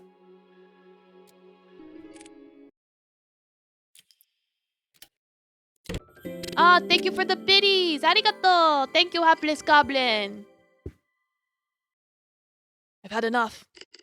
Lewis is waiting for me. He's waiting for me to come home. Before you could reach out for Henry's hand, he disappears into the water. Mr. Mortimer! Without hearing any, just quiet cries and pleas, he dives after him. Water filling into his lungs as his vision starts to blur. The cold numbness spreads. Alright, that's enough, kitty. You're being silly now. Tired and motionless, he watches as the abyss draws near, swallowing him. He's like, yes, thank you for bitties. And birds. Bitty and titties. Let's share this happy ending together. Ooh. He feels nothing. His body weightless and floating for who knows how long. It's cold. So very, very cold.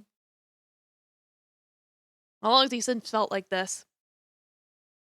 His empty feeling of just not being here or anywhere. It's comforting and nostalgic. Maybe, just maybe, this isn't so bad after all. I think this is for the best. Oh no, it's far, far from over, Hugo. After all, you said so yourself. Seeing the things you do come with a price, right? Oh, and what a hefty price has been paid for your stupid little blunder. Oh, so get up, Hugo. We're far from having a happy ending. Hugo! Think yeah, the new bit laters. You're gonna get some soda water too? Well, that's good. And thanks for the gift sub. Arigato. Yeah, you probably will want to water down that wine. Tries to focus on Noah's voice. A violent tide bursts within him as he coughs up the remaining water in his lungs. You feel Noah's hands rub against his back, anchoring him and checking to see if he's alright. But deep down, there's something far more concerning to worry about at this moment. Where's Mr. Mortimer? I'm sorry, Hugo. Tried going back into water after I fetched you, but the paramedics stopped me. They told me it's too cold and dangerous to head back in. No, it can't be. I'm sorry, Hugo. No, please, God, no. He couldn't hear the rest of it. His body trembles as his hands clasp tightly together in a fervent prayer wishing for miracles to happen before them, to have Mr. Mortimer return to them safely from harm. But for this silent wish, this small and glaringly impossible wish, no one would answer. There was no kindness in this surprise. Only the gut-wrenching wails of a woman by the shore pleading to any god who could save her grandfather. No matter how many would search through the water, they wouldn't be able to find him, for there was no one left to save anymore. Just a washed-up, forgotten tale of a man and his mermaid. As Hugo tries to stifle his cry and soothe the lump lodged deeply in his throat, he hears it. A laugh. A cruel and heartless laugh echoes from across the lake, mocking him, cursing him. A harrowing and merciless victory for this curse. A curse. It was a curse after all. Alright, and then we'll reject the case. Hugo casts his face downward to stare directly at the ground in front of him, unable to look at Nina. The burden of solitude and madness. Hugo knows all of it too intimately. He suffers the same conflicts that weigh heavily on her mind. And yet, in spite of this, is too much for him. Like walking along a tightrope with the ground void and unclear, vast, empty, and dark. So very, very dark. No, I can still do it. We can still do this. Before he can respond, a distant voice so charming, so terribly commanding, finds him at the spot. It's already too late for them, you know. No, not here! A dull yet distinct pulsating sound, so rhythmic in its tune, starts its maddening melody. From the top of his crown down to the base of his skull. He feels it. All present and daunting. Just let go. Let me help you. No, I can do it if you just let me. Snake-like hands wrap around his head so closely, squeezing ever so tightly that he can't help but try and shut his eyes from the pain. Such a kind person you are, Hugo. Hugo tries to ground himself. He tries to remind himself to breathe. A sweet and beloved friend. Remember, there are other people that care for him. The joy and warmth of their company. I wish you could have done the same for me. Remember that he is here and present, that he is useless. Hugo! Hey, what's wrong? Look at Hugo's coat. Noah tries to catch his attention but fails as he knows something amiss. Hugo? There's a despondent look on Hugo's face, his eyes distinctly shrouded in a deep haze as if lost in them. He won't budge. Many times Hugo tries to tug or shake him, he still won't respond. But for Hugo, he could have everything. The voices! He didn't take his meds. Like a paralysis he can't wake up from. His body sits there, motionless and detached from everything. Desperate and concerned, Noah turns to Nina and ushers a sincere apology. I'm sorry, Miss Nina, but I don't think we can help you at the moment. If you could just come back a bit later, then we can...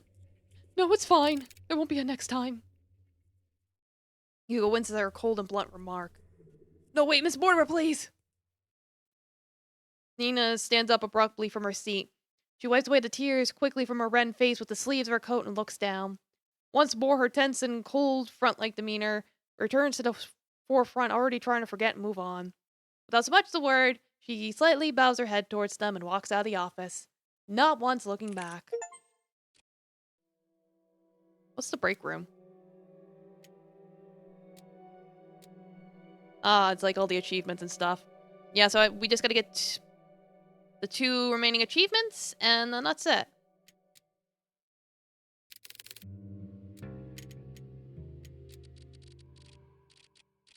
Like, we're gonna have to do a lot of skipping.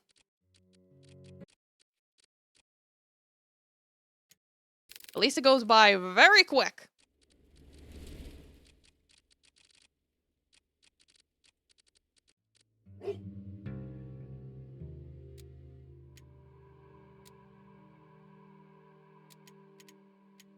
And the skip stays on, so that's nice.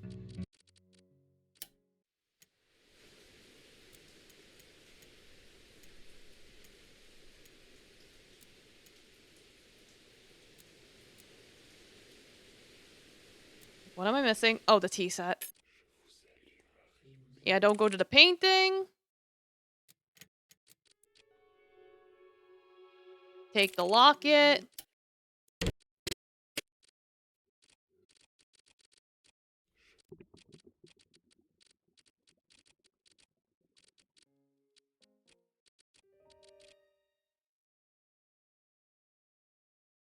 Hello? Alright. Now we have a whole new scene. It's already nightfall when Hugo and Colby arrive back home. Hugo, already too tuckered out from the remaining assorted mess he left behind for himself, lazily sheds off his coat and shoes while Colby heads straight towards his bed. Making his way through unloaded boxes and cramped spaces, one by one, Hugo strips down his outside clothes and switches to a regular shirt and sweatpants he found lying around. He plops down onto the couch with his head laid back and eyes closed as he lets out a heavy sigh, releasing all the tension left in his body. Another day done and gone, right, Colby? Beside him, he hears faintly the rhythmic, delayed breaths of his large companion who's already falling deeper into sleep. I wish I could sleep quickly like you, buddy. He gently pats Colby's head. Good night, Colby. Thanks for today. Hugo does one final stretch before he repositions himself to lie down on the couch, tugging at the blanket at his feet and wrapping it around him. His body begins to relax as breathing falls into a similar cadence, finally allowing the warmth to gather and hug him closely, all snug and safe from the draft by his window. As he begins to slowly drift further and further off to slumber, he feels something. A slight chill grazing just above the base of his neck, never touching but distinctly present all the time. Although his senses are too dull and lax to properly focus on the sensation, he does however huddle close into the blanket, hoping the chill will go away. Suddenly he hears the front door to his flat shut so sharply, so harshly, it's as if someone or something had rushed in with enough force that he felt the room had shaken a little. Hey, Lamel! Now Hugo is wide awake! He tries to get up and face his intruder head on, but stops to realize one terrifying thing. He can't move at all. Hey, it's the paralysis demon! What up? And warmth and comfort from the blanket he felt moments ago ceases to be. His whole body locked in a deep slumber, leaving behind is very conscious to be fully awake, to be deadly afraid of this overwhelming presence. He struggles to move the muscles in his face, trying desperately to call out to his partner to get his attention. Colby! But his desperate efforts to utter his dear companion's name, he's met with no response. In fact, he can't feel or hear or feel Colby anywhere near him. Just the raging and erratic tempo of his heart drumming in his ears as he lies there defenseless, vulnerable, all at the mercy of this thing. And then he hears it. The sound of feet dragging across the wooden floorboards. Dragging closer and closer towards him. Not again. He wants to run. Run far, far away from here. Run until he feels the fiery tempest within him burn his lungs, leaving him scorched and choking on ash. Anywhere but here. He shuts his eyes tightly and begins to steady his uneven breathing, hoping that whatever this nightmare is, he can wake from it. He has to. However, everything comes to a halt when he suddenly feels that same chill once more, this time lingering all over his back, persistently hovering over him. He knows it's here. Standing near him, it's unbearable. His breath hitches as he feels this intense prickling feeling, a hand hovering so closely above his head he could feel it. He wants to cower, to hide forever away, but he can't. This frightening thing that's been following him, stalking him. No, we're just being harassed by our paralysis demon, you know. His own curse. All of a sudden, his phone rings. Like a spell lifted off from him, he can move again. Hugo's eyes dart straight in the direction where the present should be, hoping to chance a peek. Just glance at the thing that hunts him. But there stood no one. Only the moonshine reflected from the window's shades piercing through the shadow. And can the snot not get in my throat? His eyes shot once again at where Colby should be, and he found the bloodhound to be there, alert by the sudden ringing of his phone, and also Hugo looked disheveled and winded out. Yeah, it's like just go back to sleep. He takes a deep breath, steadying his heart as he takes the phone in his hand and answers. Hugo? I'm so sorry to call you a little late at night. I forgot to ask you about the festival that's coming up in a few weeks. I was wondering if you would like to come with me. I know you said you don't really care for outdoor stuff, but I promise you it's going to be fun. Hugo? Are you there? Yeah, sorry, no, I'm here. I guess it's a no, right? No, I mean no to your, I'm sorry. I'm a mess. What I mean to say was, yes, I would like to go with you to the festival. Oh wow, I'm a bit surprised, but happy nonetheless. Well, I don't want to keep you from your hard-earned rest, so I'm going to end the call. Wait, Noah. Hugo? Are you alright? Can you stay a little longer on the line with me? We can talk about anything, I just need company right now. Of course, Hugo. I can stay on the line with you. Thank you, Noah. You know what I was thinking about? A dangerous pastime for sure. I was thinking maybe we should just move in together. And now you're back to your brazen self. Wonderful. What? Doesn't it sound like a perfect plan? I can cook, Colby loves me, and I'm good looking. See? A perfect package all in one. You really don't know when to quit, huh? Nope, not at all. I can be quite stubborn, remember? Without a doubt, the most stubborn man ever. There was a momentary silence between them before the pair fell into a fit of laughter, filling the room with this warm and bright feeling. Hugo melts back into the warmth of his blanket, letting the heat pool once more around him.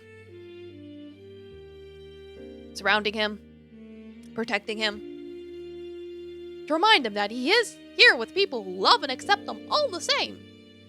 A reminder, a comfort in the darkest night. True end. Yippee! To be continued. Cool. Yeah, that was really cool. Like, I would definitely like to see more of that. That's cute. You get a little art.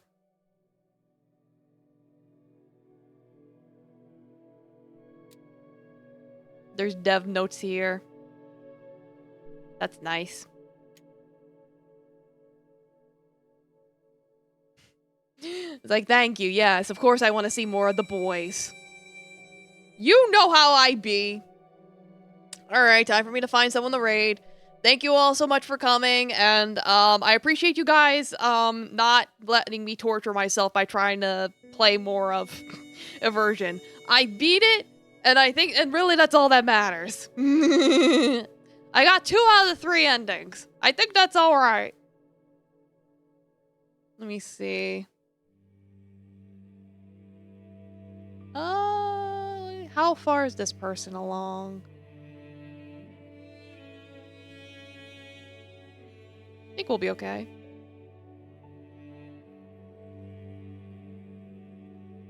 Yeah, it's like I'm trying to make sure I'm not picking someone who's ending. I don't think this person is.